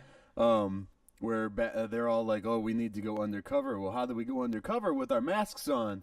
Yeah. And they're like, "Well, we gotta take our masks off." And Flash is like, "Wait. I'm not sure if I'm ready to give you guys all my identity." And Batman just starts. I know naming exactly them what off. it's a Justice League. I want to say Justice League Unlimited episode when the Thorian or whatever the fucking Hawk people, Hawkman and Hawk Girls people, the Thargarians, I think is their name. Don't quote me on that. They're kind of invading the Earth. Okay. And they're looking for the Justice League because they want to take Hawk Girl and they want to disband the Justice League and shit. And they're all sitting in like a department store trying to hide out from them. And they're like, we need to demask. And they're like, and fucking Batman's just like, fucking Diana, fucking Barry Allen, fucking like Clark Kent. It's like, okay, there, we're done. And then he's I'm like Bruce Wayne, and then bam. and fucking unmasked. I was like, that's so great. Fucking I love Batman. his That's awesome, dude. Like, He's I love so him. good. That dude is a bad bitch. Batman is a bad bitch. He's just like, he doesn't give a fuck. Now, like what did you want to talk about though? About you brought up the last season. Well, I'm bringing it up because we both care about CW. Okay. And I have a mean, some of their shows, but not the CW. I talk a lot of shit about it, but it's because I love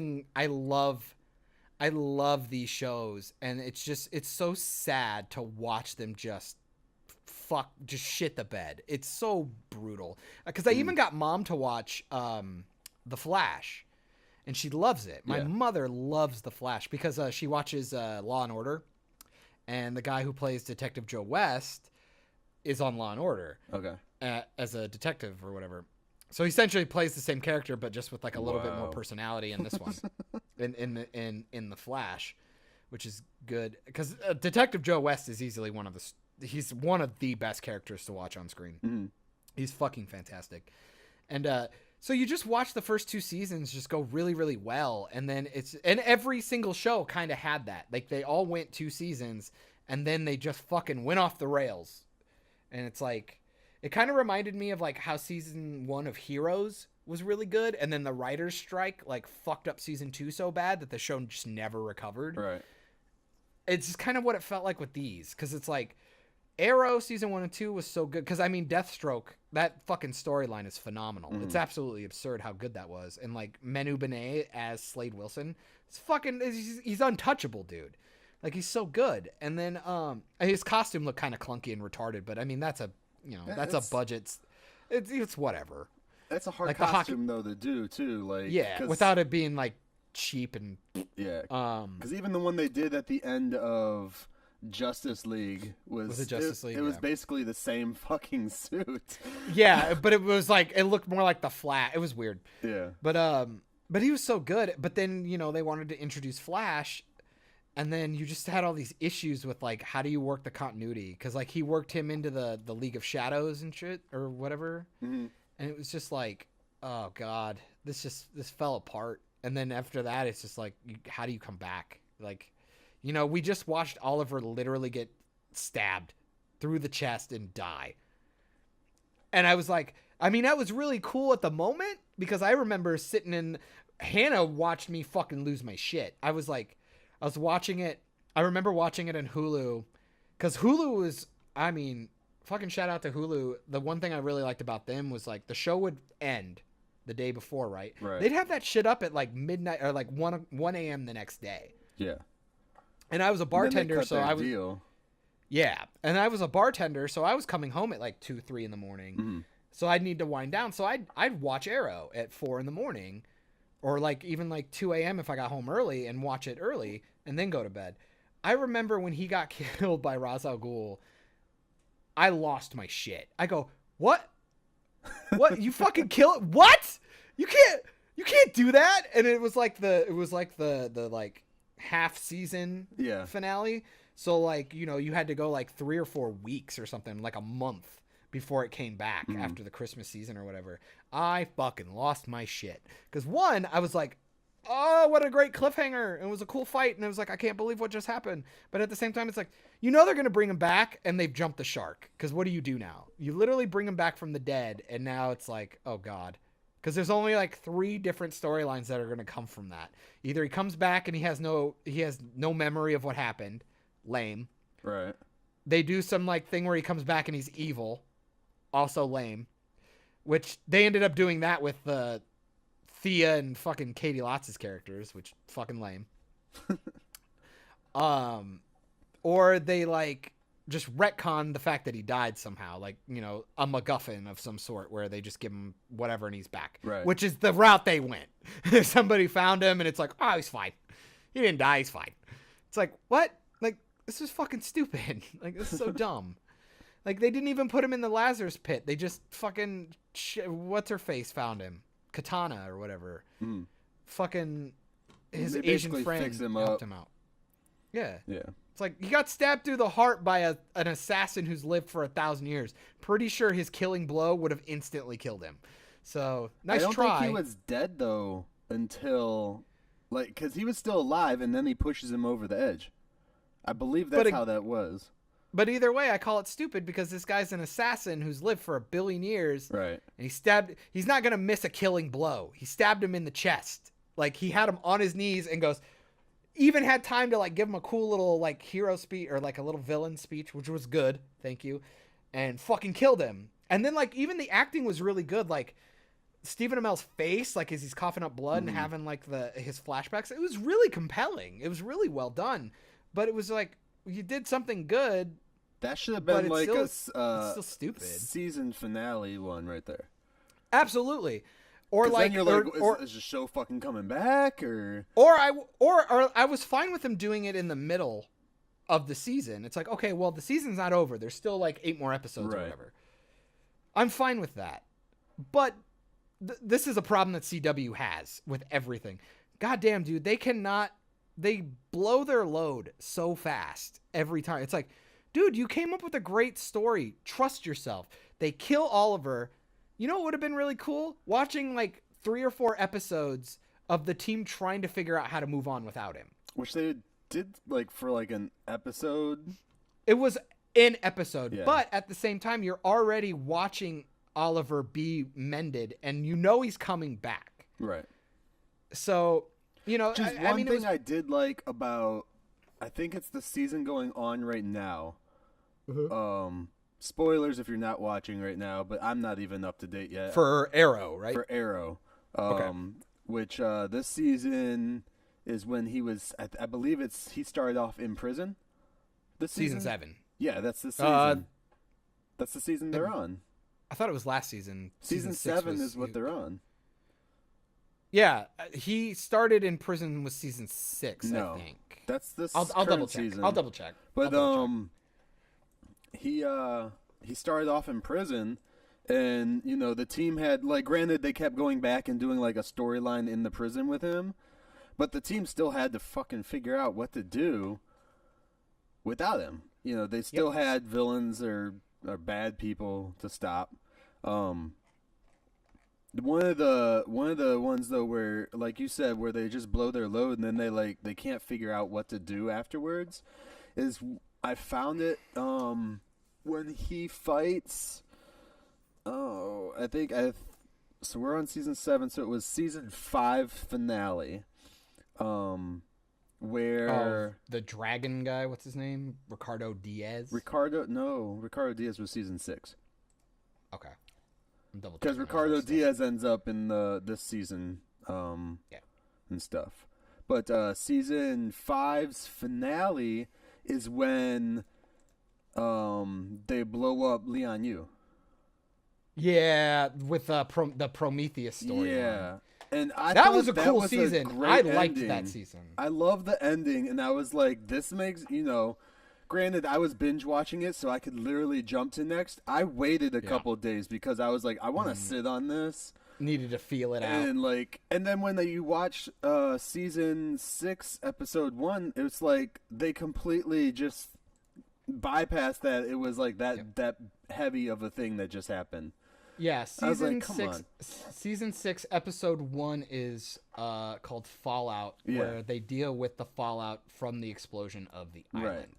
But when they start off, he just beat Prometheus. Yeah. When they start off with that episode, they don't even start off with like the what happened. They just jump into them fighting already somebody else. Yep.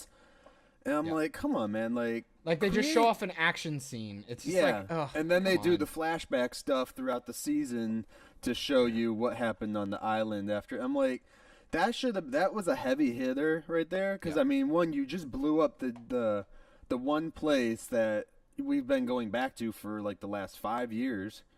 Which also had his prison that had all his villains in it. Which was only like 2. Yeah, so why did we never even talk about that? Yeah, but 2 of his heaviest hitters. He had Deathstroke and Dipshit. Can't remember his name. He was in there too. Who? I can't remember. There was only 2 bad people in there, and I can't remember the 2. I mean, that proves how bogged down this show got. It just they introduced too many people, and their storylines went too fast. It's absurd. Because the first one, you remember, what was season 1? He was taking people off the list on the book. Right. He had a couple of it was kind of villain of the week, and Malcolm and they were Merlin, always the Dark like Archer. Rich people, or somebody. And the that Dark did Archer. something. And the Dark Archer was the season big bad. Right. He was the villain. That was all compelling shit. It was cool. But then you got season 2, and then it was Deathstroke was his villain. I'm like, this is fucking awesome. And then season 3 was essentially the League, and then shit just got weird. And it's like, what is happening? A lot of the shows end up doing that once they start jumping into like Mystics or too soon, I guess. Because they could have slowly done the League stuff. Like they could have, I mean, they have 22 episodes a season.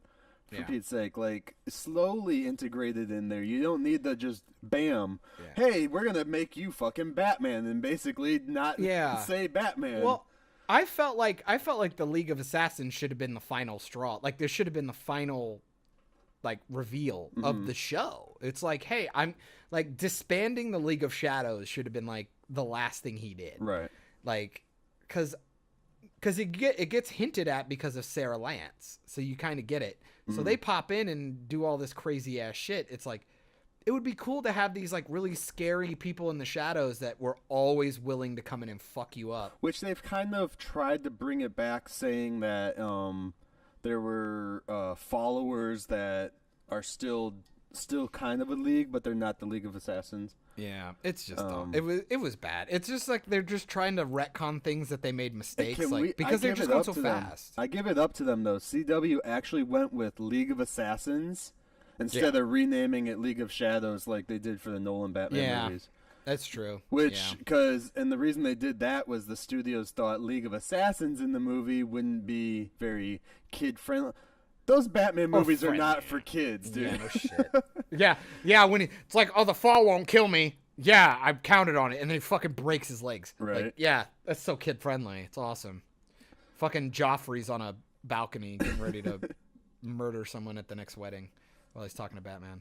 But with the new season coming up, like, granted, I'm not caught up yet at all on this season. I haven't watched since their spring break type thing happened. So I've not caught up yet on any of the shows. Yeah. And I'm still kind of a hater because I still think the first season Arrow suit is the best suit. It looks so good.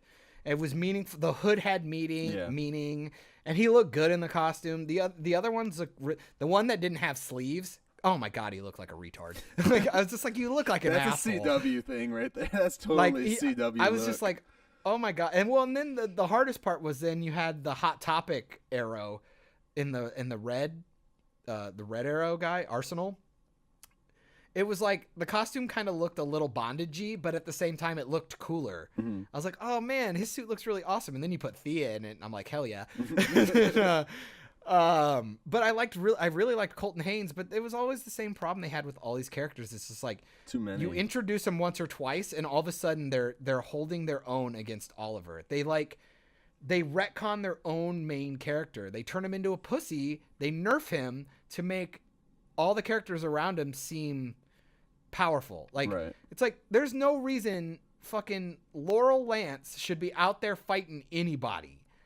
I took some boxing lessons. You know the boxing guy who taught you how to box? He died, by the way. He's an asshole. He didn't do anything. It's like Oliver's been fucking people up for like 5 years. Didn't he? Oh yeah, he got fucked up. Yeah. It was during the siege when they were fighting all the fucking Deathstroke people, Mirakuru people. But it's just like, oh my god, they all suck. And it's like the problem is they do phenomenal casting and good like setup for characters.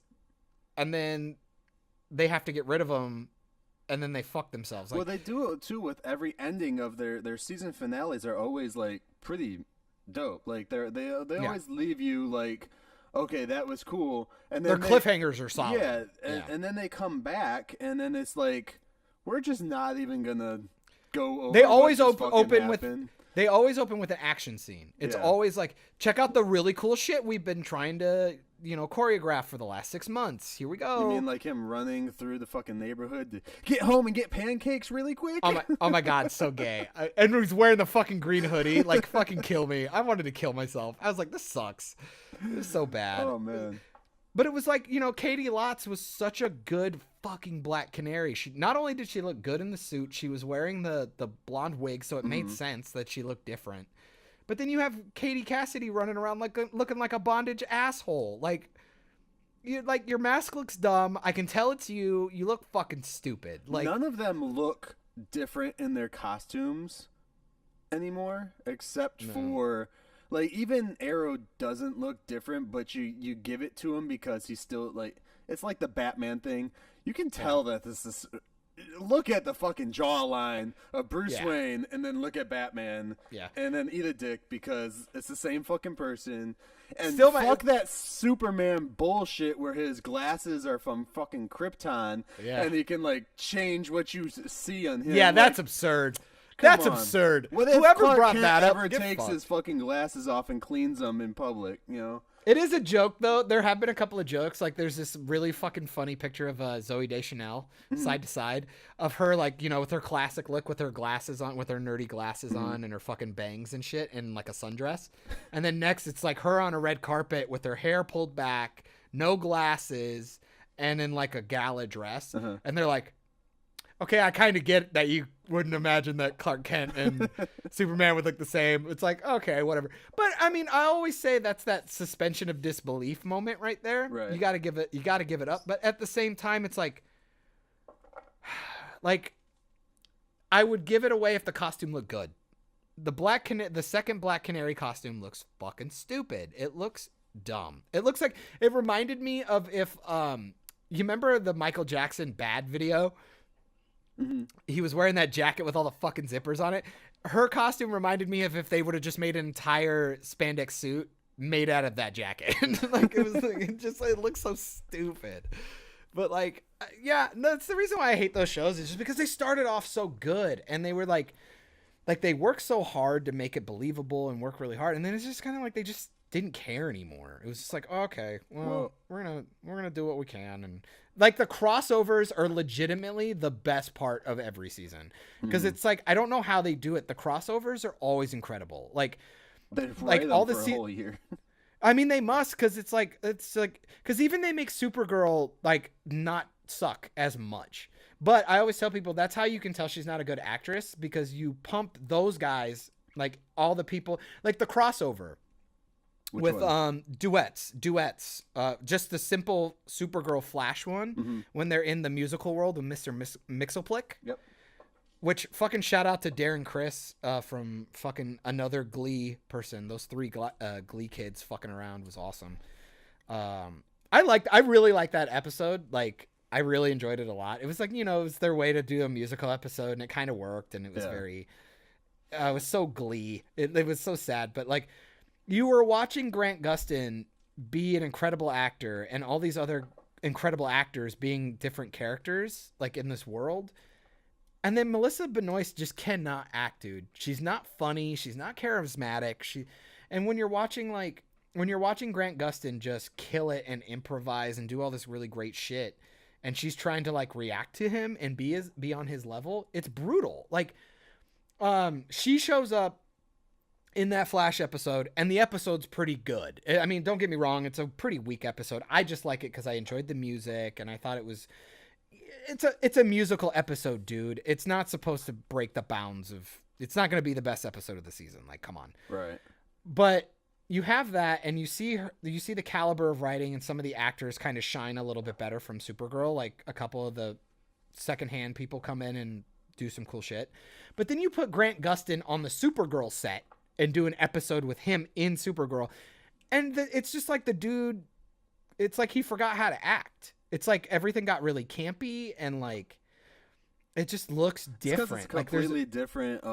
It's a completely different vibe. Yeah, and I think they were still on CBS at the time too, so it was completely like. Okay. Oh, you're really talking strange. The first time that they. Yeah, when the Flash like put the tachyon thing on, and he like runs into National City. Right. For the first time, and they all meet. Like, it's like, what, you don't know me? I'm Supergirl. And it's just like, oh my God, the acting is so fucking brutal. And it's just hard because it's like, I just watched an episode of Flash, and now I'm watching the crossover with her, and it's so different. Right. But again, it was a lot of that was CBS, but Well, then they brought all the writers over, and it was just as bad. Like, so we're getting long in here. And I want to talk about something else too, but I want to get your opinion since you brought it up for Arrow's ending this year. Yeah. Season 8 after 10 episodes. What do you feel about that, dude? Because like me, I just started watching it in January or December, late December, January for the whole Arrowverse. You still have the rose color. Yeah. You've been doing You have it the for rose-colored 10. goggles, man. The what? I think you have the rose-colored glasses on right now for them, which is totally understandable. Because as you're saying, like I've been on this show's nuts since the beginning. Yeah. I started when Arrow came out. I loved it. I still love it. I think season 1's phenomenal. Stephen Amell puts a lot of work into it. He was very passionate about it, and especially coming off of Smallville. Everybody wanted Justin Hartley to do it, and he comes in and they completely changed the tone. Now, was that the guy, Justin Hartley? He played Arrow in Smallville, right? In Smallville. Okay. Yeah. I didn't watch that one, so. Nah, I wasn't a big Smallville guy, but I mean, it was all right. I watched some of it. Somebody save me. I actually own the entire show. I just haven't watched it yet. I'd watch it. I mean, it's pretty good. It's super campy, so you might like it. It has that weird, like, it's obviously CW, but with like that Lois and Clark vibe on it, which I loved. I love Dean Cain. I love that iteration of that show. I have all of those too. I love those shows. We should we should watch the Lois and Clark and do commentary over that shit. And I have the original '90s Flash too. Me too. I gotta watch See, we that. could just turn it on at the same fucking time. There we go. But I've watched pretty much all the seasons of everything except Supergirl. I've watched everything twice. Okay. So you've watched it and enjoyed it, and then watched it and were able to go back and be like, and kind of critique it. Yeah. And but like I keep saying, like Flash, all the shows suffer from the same thing. It starts off really, really strong and then kind of just falls apart. Like I think it figured out the things that people liked, and then they tripled down on it and then removed all the stuff that made it good. Now, do you? Because the main question was, like, how do you feel with Arrow coming to an end? Coming to an end. I should have probably ended earlier. Not that I wanted it to. It's kind of like Supernatural. Supernatural's finally ending after like 15 seasons. And, oh God. But it's like, well, you know, it's like that weird thing of like, it's been on so long and I like it that I just, even if it's bad, I want it to just keep going. Right. It's kind of like The Simpsons. Like I can't imagine a world without The Simpsons. That's been like, 20 some years now. Oh they're like 23 or 25 or something. I don't know. But it's like, you know, I grew up with this show for a long time, and it's hard to think that like, oh, it's just not going to be there anymore. And it's, even if I hated it, I still tuned in to hate it. Right. Like, This is the first season where I haven't kept up week to week, just because everybody's on Instagram. Like all the actors are on Instagram, like overdoing it, and I'm kind of sick of it, and I don't care. But I'm glad it's ending because I think it's just getting really bad, and I think it needs to die. I'm gonna be sad if their way of doing stuff is killing off the characters. Because I never want to see my superheroes get murdered. Well, we die. know that they're gonna kill off Arrow. I mean, I'm pretty sure it's one of those things that it's not. They are alluding to it very strongly. Yeah, it's very strong. Especially even watching like this season of Arrow. Like I said, I'm not caught up or anything, but with like they're doing the flash forward stuff.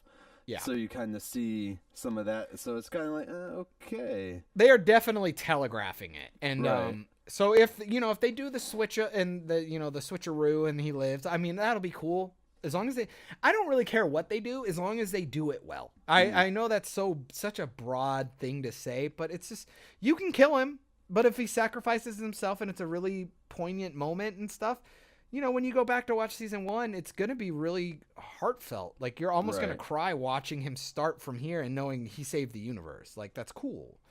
I did that with freaking watching DC Legends after spoilers. Snart dies. Yep. And then seeing them, Flash does that episode where he goes back in time or something, and then to talk to him because he needed him for a heist or whatever. I was like, oh my god, that's just stop fucking with me. Yeah. And then they find him in on planet or Earth X or his whatever. doppelganger on Earth X. Yeah. Yeah. Which, I mean, thank God, because that dude's a phenomenal actor. Oh yeah. Killing him off was the worst thing that they could have done, but he wanted out. Yeah. He was ready to go. Yeah, because they brought him back. So I understood it. They brought his Earth X doppel onto DC Legends after that. Yeah. For like a couple episodes. For like 2 episodes or something. Yeah. But no, I'm just happy. I'm happy it's gone. I want Batwoman to be good. I think Ruby Rose was I think that was inspired casting. I think that was a good idea.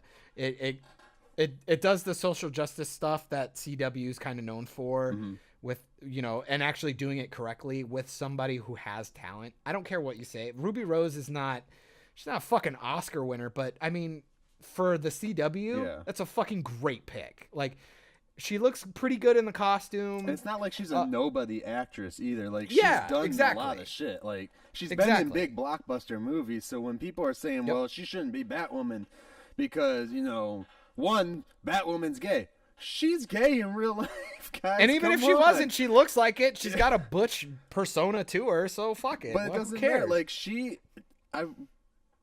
was she in one of the Fast and Furious movies, or was it? Yeah, no, it was Triple X. Yeah. Triple X. Which, God, Hannah and I have to watch that shit. I still have it in the plastic wrap, and I'm pissed that we haven't watched it. The Return of Xander Cage. She fucking loves those movies.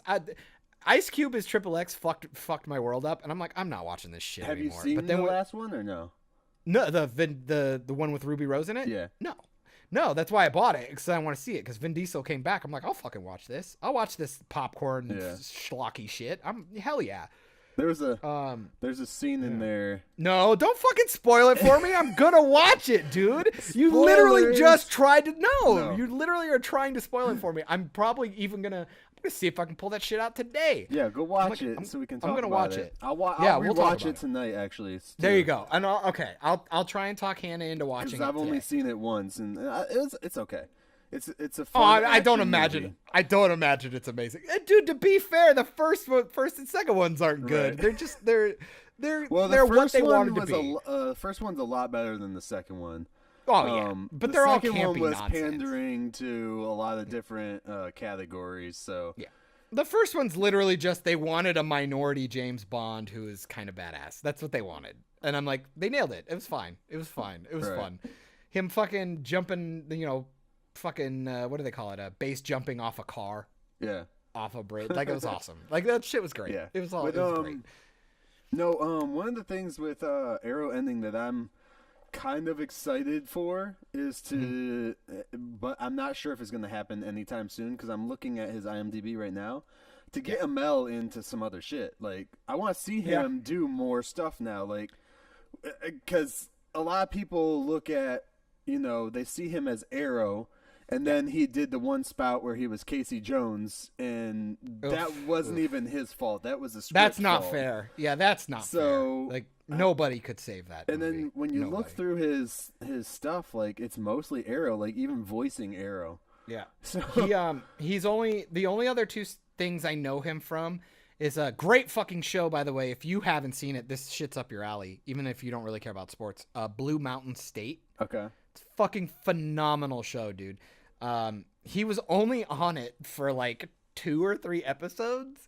He played a quarterback, like a super Christian quarterback who, big twist, something happens. You gotta watch it. It's fucking hysterical. And he was also a male prostitute in the show Hung, I believe. I think he reprised that role of like a dozen times or something. So the dude has range. Right. This show is so point and click, like, hitting the check boxes.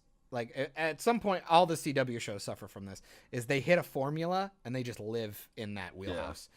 So he doesn't get to do a lot of range stuff. So when he gets a chance to do that, he really does shine because the dude cares. In Arrow, it's more like family man, but he still like has that like somber attitude, or I get to put on a green suit and go beat people up. He's either like, I'm super dark and brooding, or I'm like, it's okay, guys, I'm gonna mentor you. Right. It's just like, okay, I get I'm it. Sorry, guys, I didn't mean to. I know I murdered 90 people, but I'm cute. I don't know, like, because like in the crossovers, he always gets to do something fucking interesting. Right. Like this time around, it's a shame that they changed the suit when they did, because he looks like a fucking asshole in the Flash suit. Like, he looks like a complete dickhead. And you feel really bad because Grant Gustin looks fucking incredible in the Green Arrow costume. I feel so bad. But dude, all the stuff he's doing, like when he's trying to learn the powers, and like he has the talk about how like he's watching Barry like shoot his arrows and like do really fucking amazing. And he's like pissed off. He goes, every time I draw back my bow, like I think of all the fucking things that I've done, or the things that have been done to me to get to this point. And you're just smiling and having a good time, and it fucking pissed me off. And that's when he did like the whole shooting him in the back thing and all that stuff. Yeah.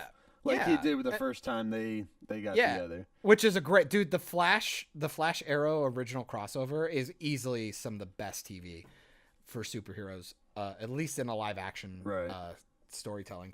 But when he does shit like that, it's really cool. He gets to be somebody different and do some cool shit. And I don't know. I mean, until I see him in other stuff, really, I don't know if he is a solid actor. I feel after this, I want to believe he is. He's probably going to get cast as like most like back in the day with the UPN guys or those what was the other one, WB guys. Yeah. Because that's what CW is UPN. UPN, WGN. Yeah. So like, he's either just gonna disappear and get cast in like Hallmark shit. Nah, but I don't think so. I would like to see him in something extra, like with more action in it. Like do a comedy action movie or something. It will all depend. It will all depend on his next role. Yeah, 100%. And how long he takes to also, because I know he's looking for a small break too. Honestly, I mean, he's been doing the same show for over almost a decade now. Honestly, with him, I'd like to see him do something different. I don't want an action movie with him or anything like that, because I've watched him do it for 7 years. Mm-hmm. I'm sure the dude's fucking tired of working out. Like, it would be nice to take, he does wrestling still. He still does wrestling. Still so he's fun. He's gonna keep working out. That's cool. Cute, whatever. So. But I'm talking like that's not gonna be his day job. He's not gonna Ronda Rousey it and go do that. I would like to see him in like fight. He wants that gold, dude. Honestly, I'd like to see him in like a Chicago Med Law and Order type show. Some kind of serial that he can just kind of show up and be a human for a little bit, be a nice character, do something kind of somber for like 2 years, show off his acting range, or maybe gain acting range if he doesn't have it. Give him a chance to do something. Or maybe like something darker, like a scary show, like a supernatural, not supernatural. Get him on like American Horror like Sabrina, Story. or like an American Horror Story. Something, Because they're even if it's campy, it's like it's don't set the bar too high. Like you don't want to do something like too artsy, but at the same time, it's like I've seen you do action, dude, and then the last time you did a movie, you played a vigilante and it bombed. Like try something different. I would love to see you because I want to see him succeed. Right. I like him. I follow him on Instagram and all that shit, and he just seems like I watch all of his panels and shit. He just seems like a real genuine dude, and I would just like to see him succeed because the guy works hard, and like he's the only reason why the show worked. Like he gave a shit about it. Like, I think he could do good on American Horror Story because that would show off his range too. Because they're completely, and they need to pick up another good stable actor because Evan Peters isn't with them. At least in this coming up season. And Lady Gaga's not coming back. And I think they're trying to like loosen up on Sarah Paulson as well because she's trying to go off and do more stuff as well. Yeah. And those were their two main, people that they had on almost every season. So hopefully they do something. I don't know if you've watched American Horror Story, but just here and there. Evan Peters, the first season, you see the range in him on that show because they have him like do different shit all the time. And the new I haven't watched this past season, but the new season coming out next year or next fall or whatever is it's called American Horror Story 1984, I believe. Ooh. And it's gonna be like cool. Is Wonder Woman gonna be in it? It's gonna be of the slasher genre, and I'm like, oh, fun. That would have been perfect for that'd be fun. Peters because he has that look to him. Yeah. And that'd be cool. Yeah, that could be fun. I really like that about the show is that at least it like changes up their tone and their stories, but they still kind of intermingle between each other. It's kind of neat. I know it lost a bunch of viewers when it did the Cult season. The Salem one or the which one? I think it was Cult. I don't quote me on that, guys. But it was the one where they did a lot of shit from the election year with Donald Trump and stuff like that. And they made it like a cult type thing. He created a cult in it. But like the first few episodes were kind of really political.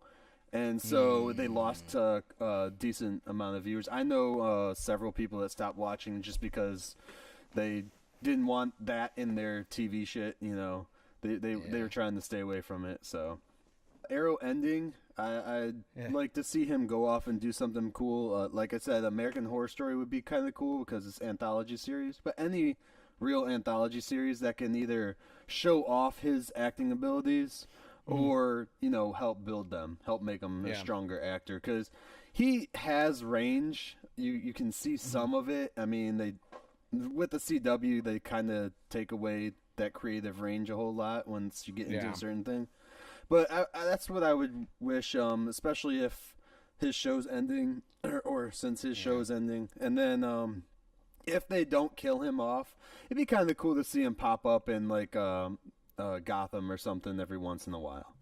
See, I'm more like, I guess since we did like the real life thing, like how we feel about what Stephen Amell would do. Right. I think when it comes to the actual characters, I think the way I would like to see that, I just feel like their story's done now. Like it's done. Mm-hmm. I hope they didn't kill Felicity. It would be a really big bummer if they did that. But if they're gonna kill off Amell, I guess it'll be kind of bittersweet that they're both gone. Right. But they did introduce like their children and stuff and flash forward.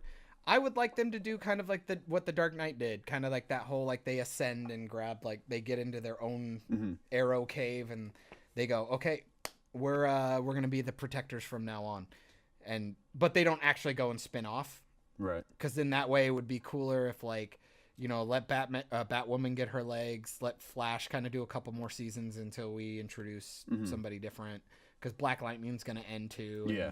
Not that they were intertwined with. So I'm wondering what's gonna hop in place there, because they're going to be losing Black Lightning and Arrow in the same year. Granted, they're not connected universes yet. Yeah. I highly doubt they're going to connect them. Yeah.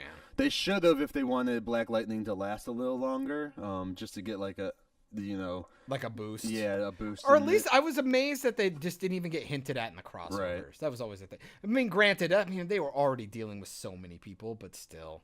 Mm-hmm. I don't know. It seems like right now with the marketing and stuff, it looks like CW is trying to get away from that and reinvent themselves again. Because again, I think people are really underlying the idea of Supernatural leaving. It's a huge, it's a huge deal. CW's it's a cutting huge a deal. lot of shows, actually, aren't they? Because they're cutting that Supernatural.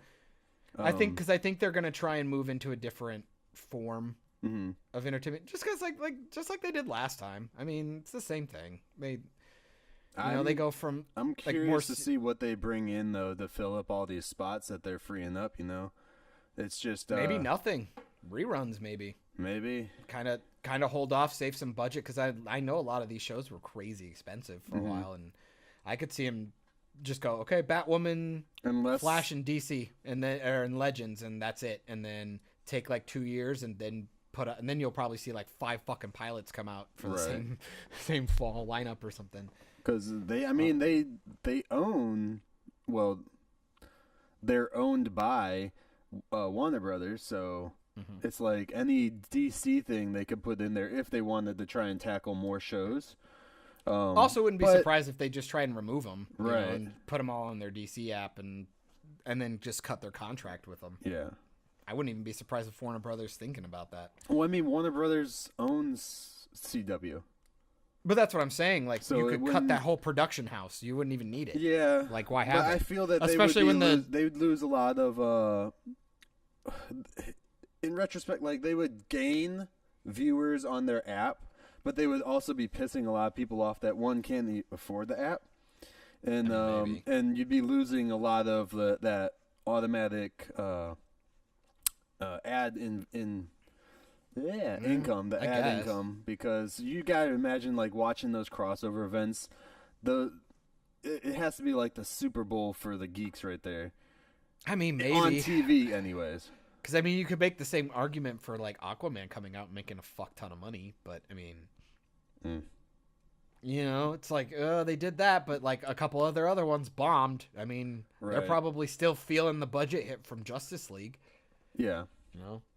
But from what I've seen, their TV shows are always on point, except for Black Lightning. That's the only one whose ratings I've seen really crash. Which I've heard it's a good show. I just don't think it would hit me. I think that's where you're gonna see the racial divide. Is like that storytelling just won't hit me because it's I obviously would not. And their costumes look crazy ridiculous. They look a little over the top. Like.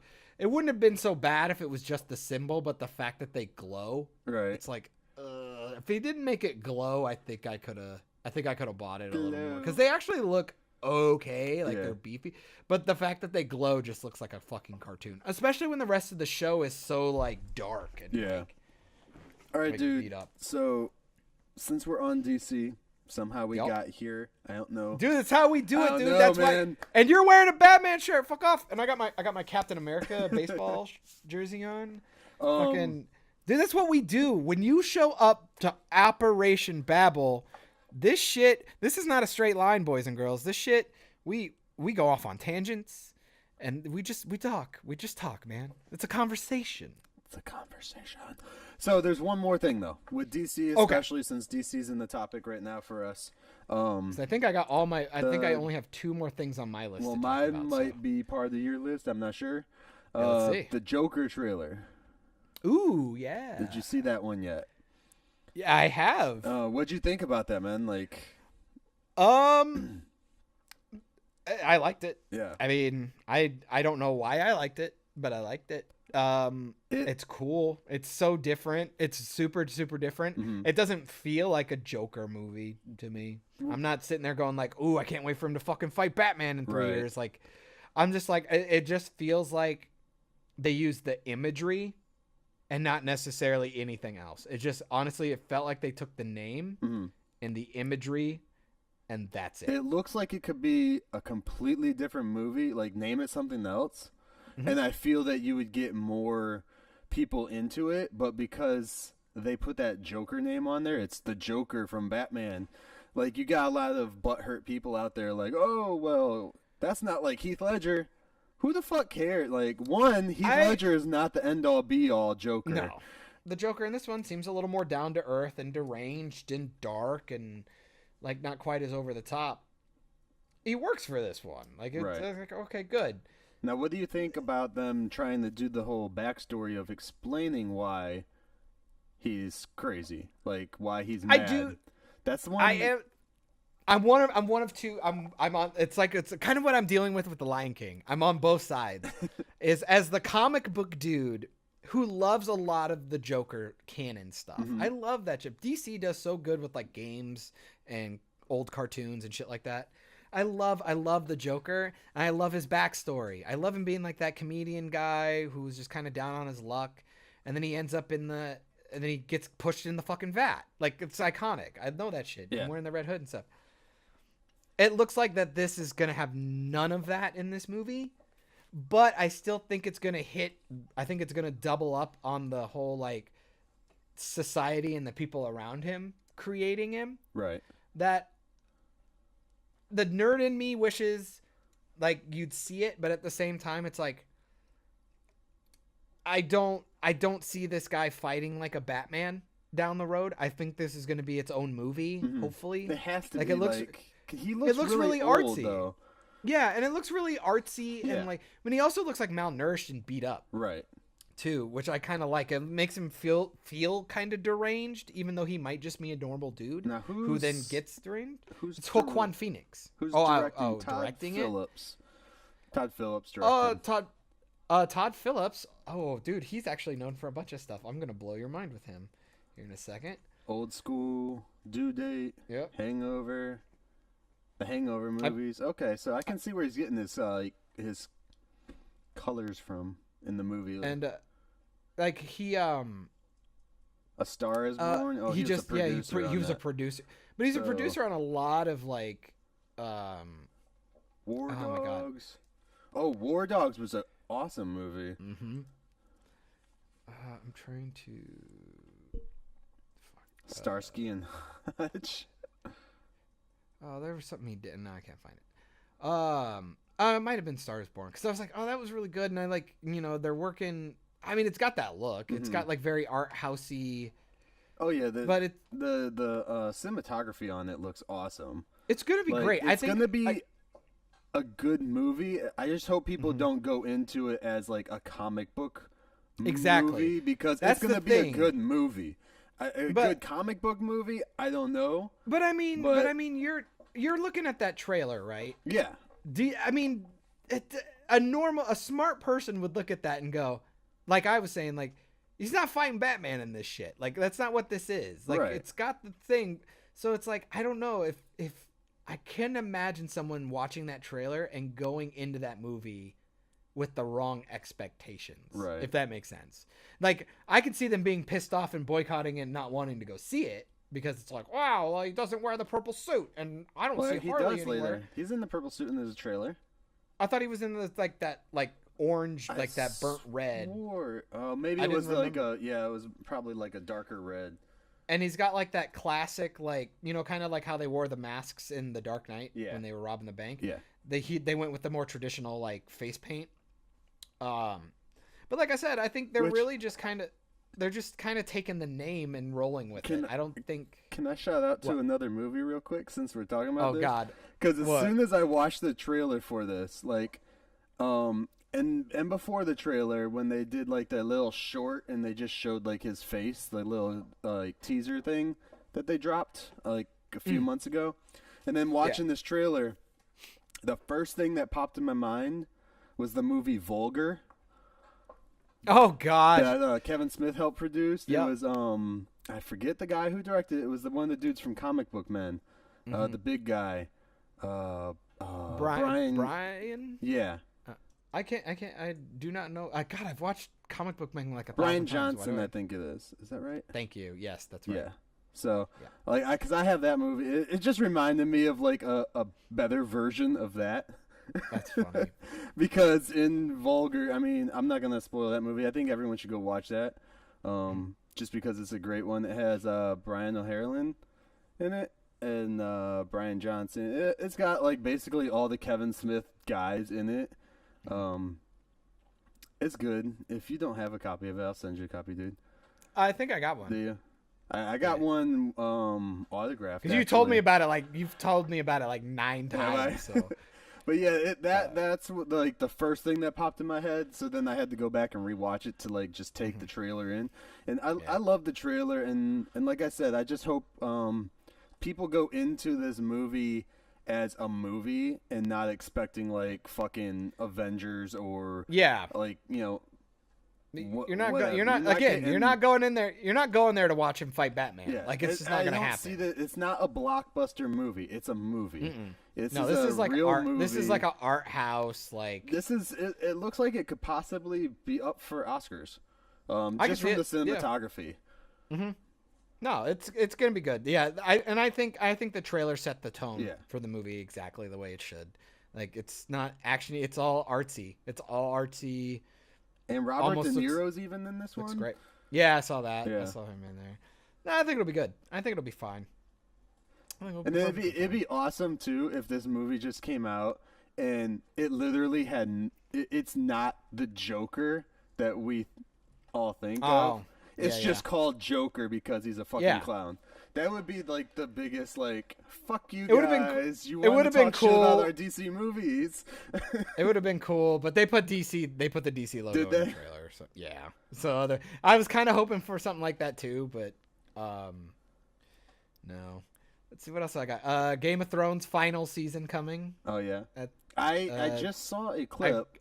I keep remembering that you somehow you were the guy who got me into Game of Thrones, yet you own the first 4 seasons? Yes, 5. And you've seen none of them. I've seen the first season. Okay. And then I'm a story person, so I got butthurt about it and I just stopped watching after they killed somebody. But somebody didn't read the books. Neither did I. But actually, I just watched a clip on Facebook earlier today, this morning. It's like you should be careful who you call a bitch or whatever. And she takes control of the dude's army and fucking burns their place down, kills them all, and. Yep. All that shit with the dragon. Spoilers. I don't even know what episode that is. That's a great scene. But it was awesome. And I was like, okay, maybe I'll have to go back and watch this shit now. You should, man. It's a good show. It's a fucking great show. It gets pretty much all the way to season 4. It's fucking fantastic because it follows the books. Season 5 is when it started to outpace the books. Okay. Yeah, because they started running out of it got bad material. And then it got worse because then it's they just started doing really bad critical technical errors in the show, just bad storytelling shit, bad editing and bad dialogue and continuity things were falling apart all over the place, and it's really rough. I mean, you still kind of like it, but it's it went from an epic story being told from these really classic books. Yeah. It's kind of like watching the original 3 Lord of the Rings movies and then watching the Hobbit movies. It's kind of what it felt like. I still haven't seen the original Lord of the Rings movies. The original 3 Lord of the Rings? Yeah. I've seen the cartoon and that's it. Man, you have no business reviewing movies then. That shit is a staple. I even tell people if you hate them and you're like, Star Wars is the better trilogy, or you're like, fucking fantasy shit sucks. Dude, those 3 movies were so special in a cinematic way that it's just dude, you gotta watch it. You're doing yourself a disservice. I need to find the right time, I guess. And the extended I watch version. A lot of sci-fi shit, dude. So yep. Yep. But I'll get to them. I own them. That shit's so good. It's so incredible. To hear so many phenomenal things you own. No, I haven't seen it. But here I am going I haven't seen the new Ep.6 movie. I bought that in the Walmart $5 bin. Haven't unwrapped it yet. No, speaking of something current-ish that dropped on Netflix, I don't know if you guys are watching this. Santa Clarita Diet season 3 just dropped, dude. So we started watching that. And if you watched any of it at all, have you seen anything? I got halfway through season 1 and had to stop. Oh. I don't like Timothy Olyphant, and I was also at the same time when I was watching iZombie on CW. Is that over with yet, or because I know they're either just wrapped or they're like finishing up their final. I like that show. I liked and I like that one so much. That was between that and having to fucking fight myself like to get through an episode of fucking Walking Dead. I was like, I got my 2 zombie movies right now, or my 2 zombie shows. I'm not starting another one. And like Drew Barrymore is kind of for me. And it's a good comedy one though. Like it's well written. It's not a bad show. It's just I tried it at a time that I was not feeling it. Okay. No, I think it's a good show. I mean, it obviously got 3 seasons, so it's got to be doing something right. I think they're just trying to close up a storyline. It looked good. I mean, it definitely looked good, and some of the writing was pretty solid. Like it was really funny. Mm-hmm. Like it was like the timing was really good. It's just the story was kind of slow. That's what Netflix really suffers from, is that because they have control of like their stories and their edits and their time, a lot of their shows tend to drag on a little longer than I need them to. Like Daredevil suffers from that really hard. Like it's a great show, but it's like, fuck, could every episode be like 2 minutes shorter? Right. Please. But no, what about it? Like it seems fun. We're on season 3 right now. It's just one of those shows I ended up liking it. I didn't think I was going to. It's something Nick wanted to watch, and I was like, I don't want to watch Drew Barrymore.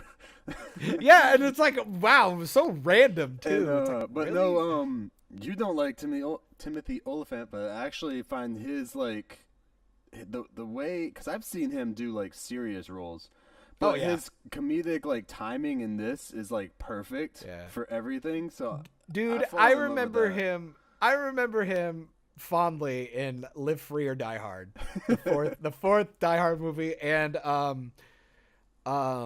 he was in a Kevin Smith movie. He was in the movie with him. Catch and Release, I think is what it was called. Catch and Release. I thought he was really good in that. I enjoyed him in that, and then I saw Hitman, and I go, ugh. I didn't see Hitman. He's pretty brutal. Is it? Not to be confused with Agent 47, which is an also Hitman movie. It was the first Hitman. It was pretty not good. And then he was God, I can't remember. He was in another movie that was. I would go, okay, I'm done. I can't with him. His face makes me sad. It just made me mad. He looked different in Live Free and Die Hard. He looked different in that one than everything else. Yeah. He's in Snowden. I haven't watched Snowden yet though. I want to see that. Yeah, me too. I like Joseph Gordon-Levitt. I like him. God, did everybody did everybody just enjoy the stroke I just had? You're welcome. Thank you for getting through this with me. # live strong. Never forget. Oh, he was in Deadwood. Gosh, yes, you've never seen it either. Barely even heard of it. Man. Trying to see Sex in the City. No. Mr. and Miss Smith TV series? What? In 96? I don't imagine that must be. Or no, 96. It was a pilot episode. Okay. I was about to say, I don't imagine that got picked up anywhere. But no, I just wanted to shout that show out, dude, because I find the like comedic timing on it perfect. And they don't seem to like drag out storylines on that show too much. Yeah. Like they know what they're doing. I feel like they have a story that they're trying to tell over the course of the seasons, which is kind of like Stranger Things. But with Stranger Things, they at least end a storyline, but they're like have a story in place if they want to do a second season, third season, which I think they're coming up on the third season on the 4th of July. Yeah. That's how I know I'm an asshole. I haven't seen any of that yet. Yeah, that's a good one. Dude, both of my kids have seen it. Fuck. And it's like, but it's the thing I suffer from, that it's so like, I know it's good. I bet it's amazing, and I'm gonna sit and watch the whole goddamn thing. Dude, Nikki tried giving me shit for that. For the other day, I was watching she fell asleep, and me and Myke decided to turn something on, and we watched Death Race 2055. Oh my god, yeah. Those Which movies. it's, Hannah it's loves basically that shit. a titty blood movie, and It's pretty much like if Roger Corman had like a baby with like, well, he produced I don't know, like that Rob one, Zombie or so some shit. Oh, for real? yeah, Okay, that makes he sense. produced and directed the first one Okay, back that in makes sense. the day. But we were watching that, and she gave me shit. She's like, he shouldn't be watching. I was like, and she's like, it has cussing and this and that. And I was like, we watch Stranger Things with them. And she's like, well, that's different. Oh, I was God. like, how? That's showing the kids saying fuck all the time. Also, he plays video games on the internet, dude. Like, I'm sorry, there will I'm never surprised, be. He's really good. He doesn't cuss.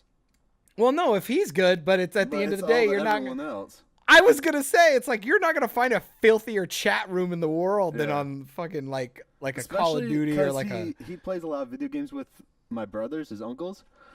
so See, yeah, and they just he'd never had a chance. yeah, they're always cussing at each other and calling them little fuckers and all that stuff. So See, no, you just gotta ingrain. Do as I say, not as I do. It's easy. yeah, Come on. and he knows better. His younger brother, Caleb, well, he's only 5, and he cusses. He started saying fuck when he was like 3. And it was like, but he knows not to say those words. So if you look at him, he knows he's not supposed to. But he started by saying "fucking hamburgers," but it was like in this kid's like accent, like Fucking hamburgers. That's awesome. And he was just saying it randomly while he was doing shit. So we were like, "What the hell is he saying?" Yeah, don't ever let your kids know that it's funny when they cuss. don't ever let them know that it's fucking hysterical. Yeah. But no, that's just my little thing on that stupid show. Yeah. If you like there stupid you go. funny Shout zombie out. stuff. But no, definitely shout out to iZombie, dude. Like if you haven't Yeah. seen iZombie, go watch that shit. The Rahul guy, the guy who plays Ravi, he shows up on Rooster Teeth content a lot. He like works with their like LA division, the Funhouse guys. Okay. So he's actually like a Let's Player and stuff too. So he's actually like a super fucking nerd, like he is on the show, which is awesome. The show definitely has a Buffy vibe though to it. Oh yeah. Totally. And I love that. Freaking Clive is fucking Spike, dude. Yep, and I love that. And I love that show because it did what The Flash used to do. It was the like villain of the week thing. That serial storyline. It's like, why do you think like Supernatural and like Law and Order can last so long? It's like, I just need a one-off story, dude. It's good. Like, I'm cool with it. It's super fun. And can we talk about how Rose McIver, total babe in her costume, whenever they make her look like herself, just a normal person, She looks weird. it looks so weird. It looks wrong. And I know that's so mean, but it's like, But when she's all she's zombied out, yeah. dude, yeah, when she's got the white hair and like the pale makeup, I'm like, God, she's a fucking babe. Like, it's so bad. Oh yeah, The that's a one good dude show. that made like a douchebag in that show though was Major. Like, Yeah. like what are you doing? Like It's he's a like, shame. I like that actor too. he's like such a freaking weenie. like looks high all the time. He's He just just a has this like weenie. smiley face all the time. Like, dude, what Yeah, are you he's a- doing? Dude, the Dungeons and Dragons episode is by far my favorite episode. Easily my favorite episode. Oh God. Well, I guess this is by accident. This Okay. wasn't even on my list. I was actually just like watching this right before we started recording. What's that? And speaking of things coming to an end, fucking I'm staring at a fucking picture of Sophie Turner as Jean Grey just screaming at me right now because of the release of Dark Phoenix. So we're going to finally see the end of that shit. I'm so excited. Now, do you think it's going to be the end for those actors, or do you think that Oh, fuck Marvel's yeah, they're gonna done. bring them back? No. Hell no. You don't They're think done. Marvel wants those same guys? Hell no. Because I know Feige wants to keep Ryan Reynolds. I would have assumed Fassbender would be the only thing he'd even remotely consider keeping And the dude that plays because of the name. Professor James Xavier. McAvoy. Yeah, James McAvoy. I mean, maybe I would keep both of them just for the name, but for the rest of that, all those actors are so irreplaceable. They're so replaceable. Yeah. They're so replaceable. It's like, oh fuck, the Fox shit needs to die. It just needs to go away. I'm so happy it's gone. To be fair, Sophie Turner was a great casting for Jean Grey because I fucking hated Jean Grey in the cartoon too. I will say though that Evan Peters as Quicksilver is a good one though. That's pretty good. I like but him. I mean, but for a that lot stuff, of the others, yeah, like the dude who plays for him, I Cyclops. literally just watch clips of Quicksilver. Yeah. I'm like, I don't even need the movie. I'm like, just show me his scenes and okay, good. That was fun. Yeah. Like, that's all you need. So I don't know. We'll see. I mean, if the MCU ever wants to bring back Quicksilver, just fucking bring him. There you in. go. 'Cause Bring Kick-Ass back from the dead. No. Use him. supposedly he's signed on for more Marvel movies. So Wouldn't surprise me if they brought him back. I told Hannah, I go, it would be strange. Like, I wonder how they're gonna talk about the Soul Stone. mm-hmm. Like, does everybody who died goes there? Because there could potentially be a little back and forth between Scarlet Witch and her brother. yeah. Because boy, he died, and we never talked about that shit again. That was another one that was gonna do kind of a what if thing, and we could talk about it real quick if you want. You really want to? Well, why don't you save it for your next episode of What If, and then then out of this. Okay, well, because I was gonna say, because then I'd have some banter for the next one. Okay, we'll do that then. We'll do that. Yeah, because I was like, every time we do one of these, I just gotta do I can it watch before Infinity War because Infinity War is just gonna blow all my what ifs out of the fucking water and be like, yeah fuck you. Yeah. You're gonna get fucking Last Jedi. Yep. God, no, I'm not getting started. I'm not going down that dark hole. Well, I guess that seems to be like. Did you have any more on your list, dude? No, that was pretty much it. The last thing I actually had was like, there was something about a dude, who it was. I guess the channel's called Dope or Nope. I've never seen a video from this guy, but the clickbait title fucking got me. Fucking guy buys the first 10 items that he was advertised to on Instagram. All right. Did not matter what they were. He just scrolled through. First thing he saw that was an advertisement, he just bought it. I've yet to watch the video. I don't know what's on it. So this might be a cliffhanger for the next podcast, and I'll update you on it if it was interesting. But I'm going to say, obviously it wasn't interesting enough for me to watch, but I do love the idea. I wish I had the money to do that. I would love to do that. I don't give a fuck about his video, but it would be really cool to just like open up Instagram or Facebook right now and just buy whatever. And knowing I had enough money going, yep, first 10 things I see, I'm buying them. And I want to just see what happens. I feel that's just like bullshit. Yeah. It's got to be like so just some funny. bullshit. Like, why would you risk that? Your video would have to have so many fucking views for it to be worth it. They did. No, they did it. It's like they did it. I understand that, but why? Like, you, because like I watch a lot of review product guys on there, and yeah, like, 1.1 million views. Okay, 2 so million he made views. something, but he probably didn't make all of it back. But there's a couple of guys on there. What's the name of the channel? Because it's called Dope or Nope. I don't know if it's the same guys. No, it's not. 6 million subscribers. 768 videos. Okay. Yeah, so I think they're doing. No, they're a company. They have the money to do this. Because I'm sure they got like actual shit. Right. There was a group I was watching for the longest time. Like we would turn the shit on the TV and just watch them because they made their review videos funny. They and what they do is they buy the shit off of Amazon, or like they'll buy mystery boxes off eBay, and then they'll go through the shit with you.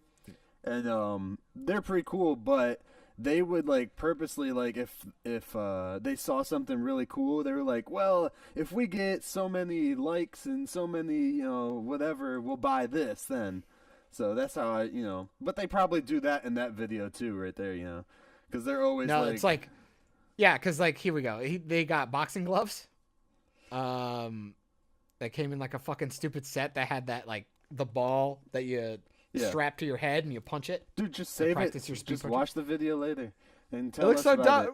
I don't care about it. I'm just watching. Tell us about it later. You got a back massager. It's got a fucking Polaroid camera. I'm literally just skipping. So yeah, like a fucking dolly for their iPhone. like one of those Or like gimbals. table dolly things. Oh, No, they're like the battery powered gimbals. A charcoal toothbrush. A bunch of fucking other dumb shit. Okay. But see, I just love how random that shit is. Like, it would be so much fun to have the money to know I could just fuck around for one day just for fun.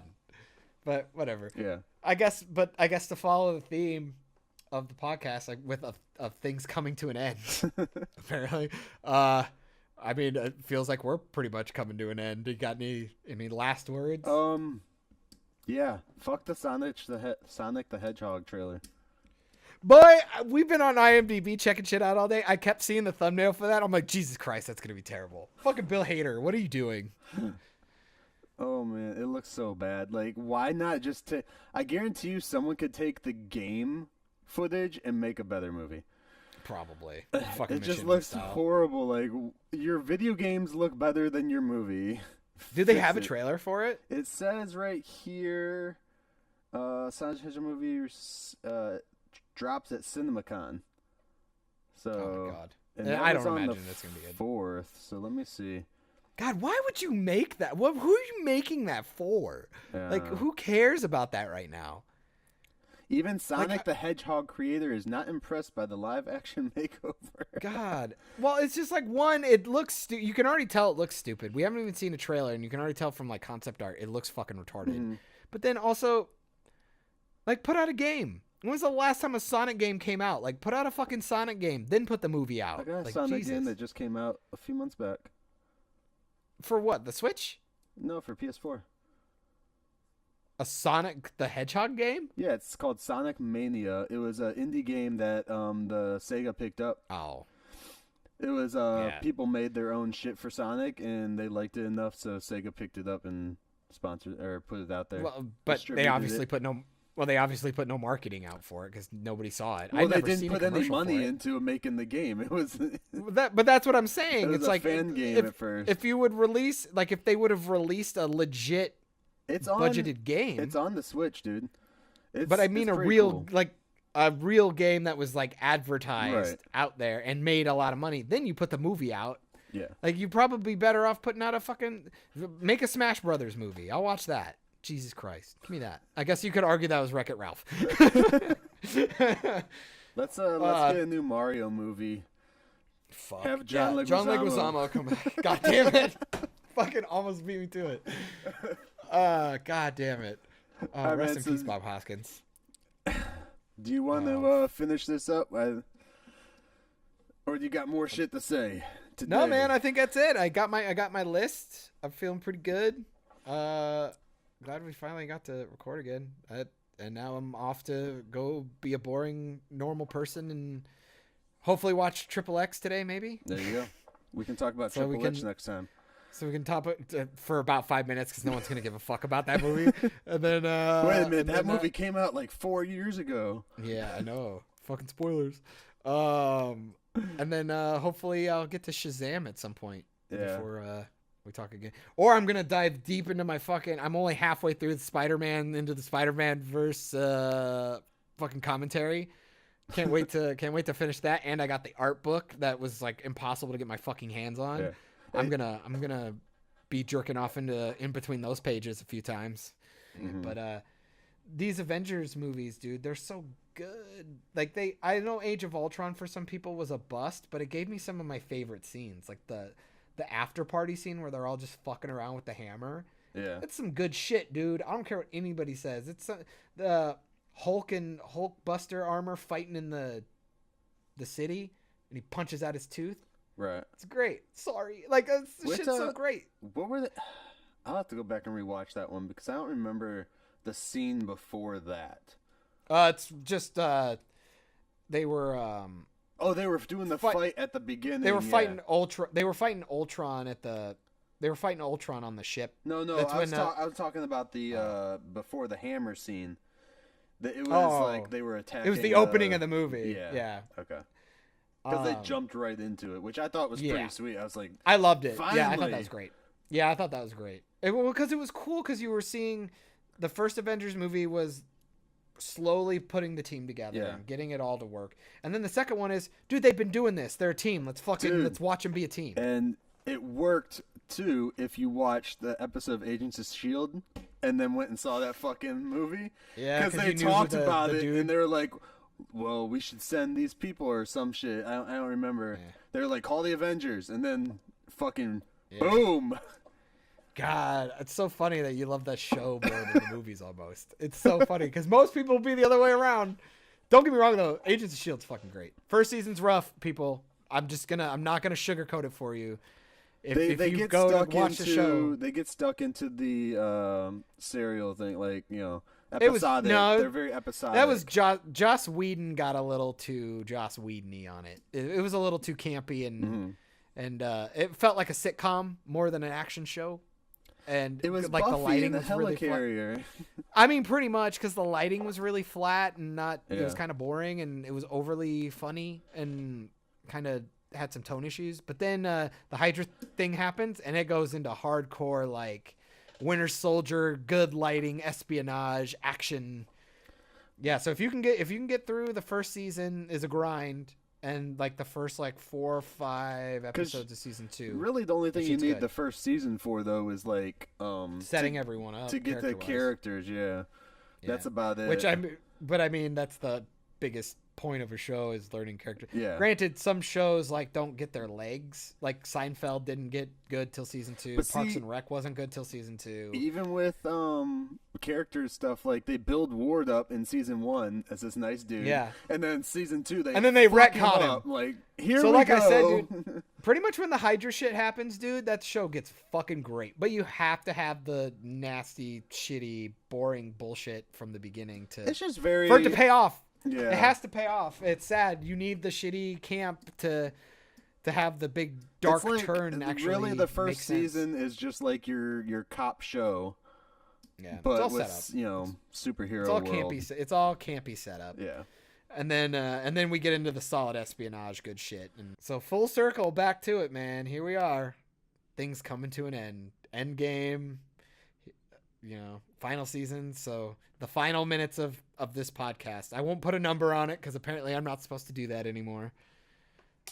But for Thursday, April 11th, 2019.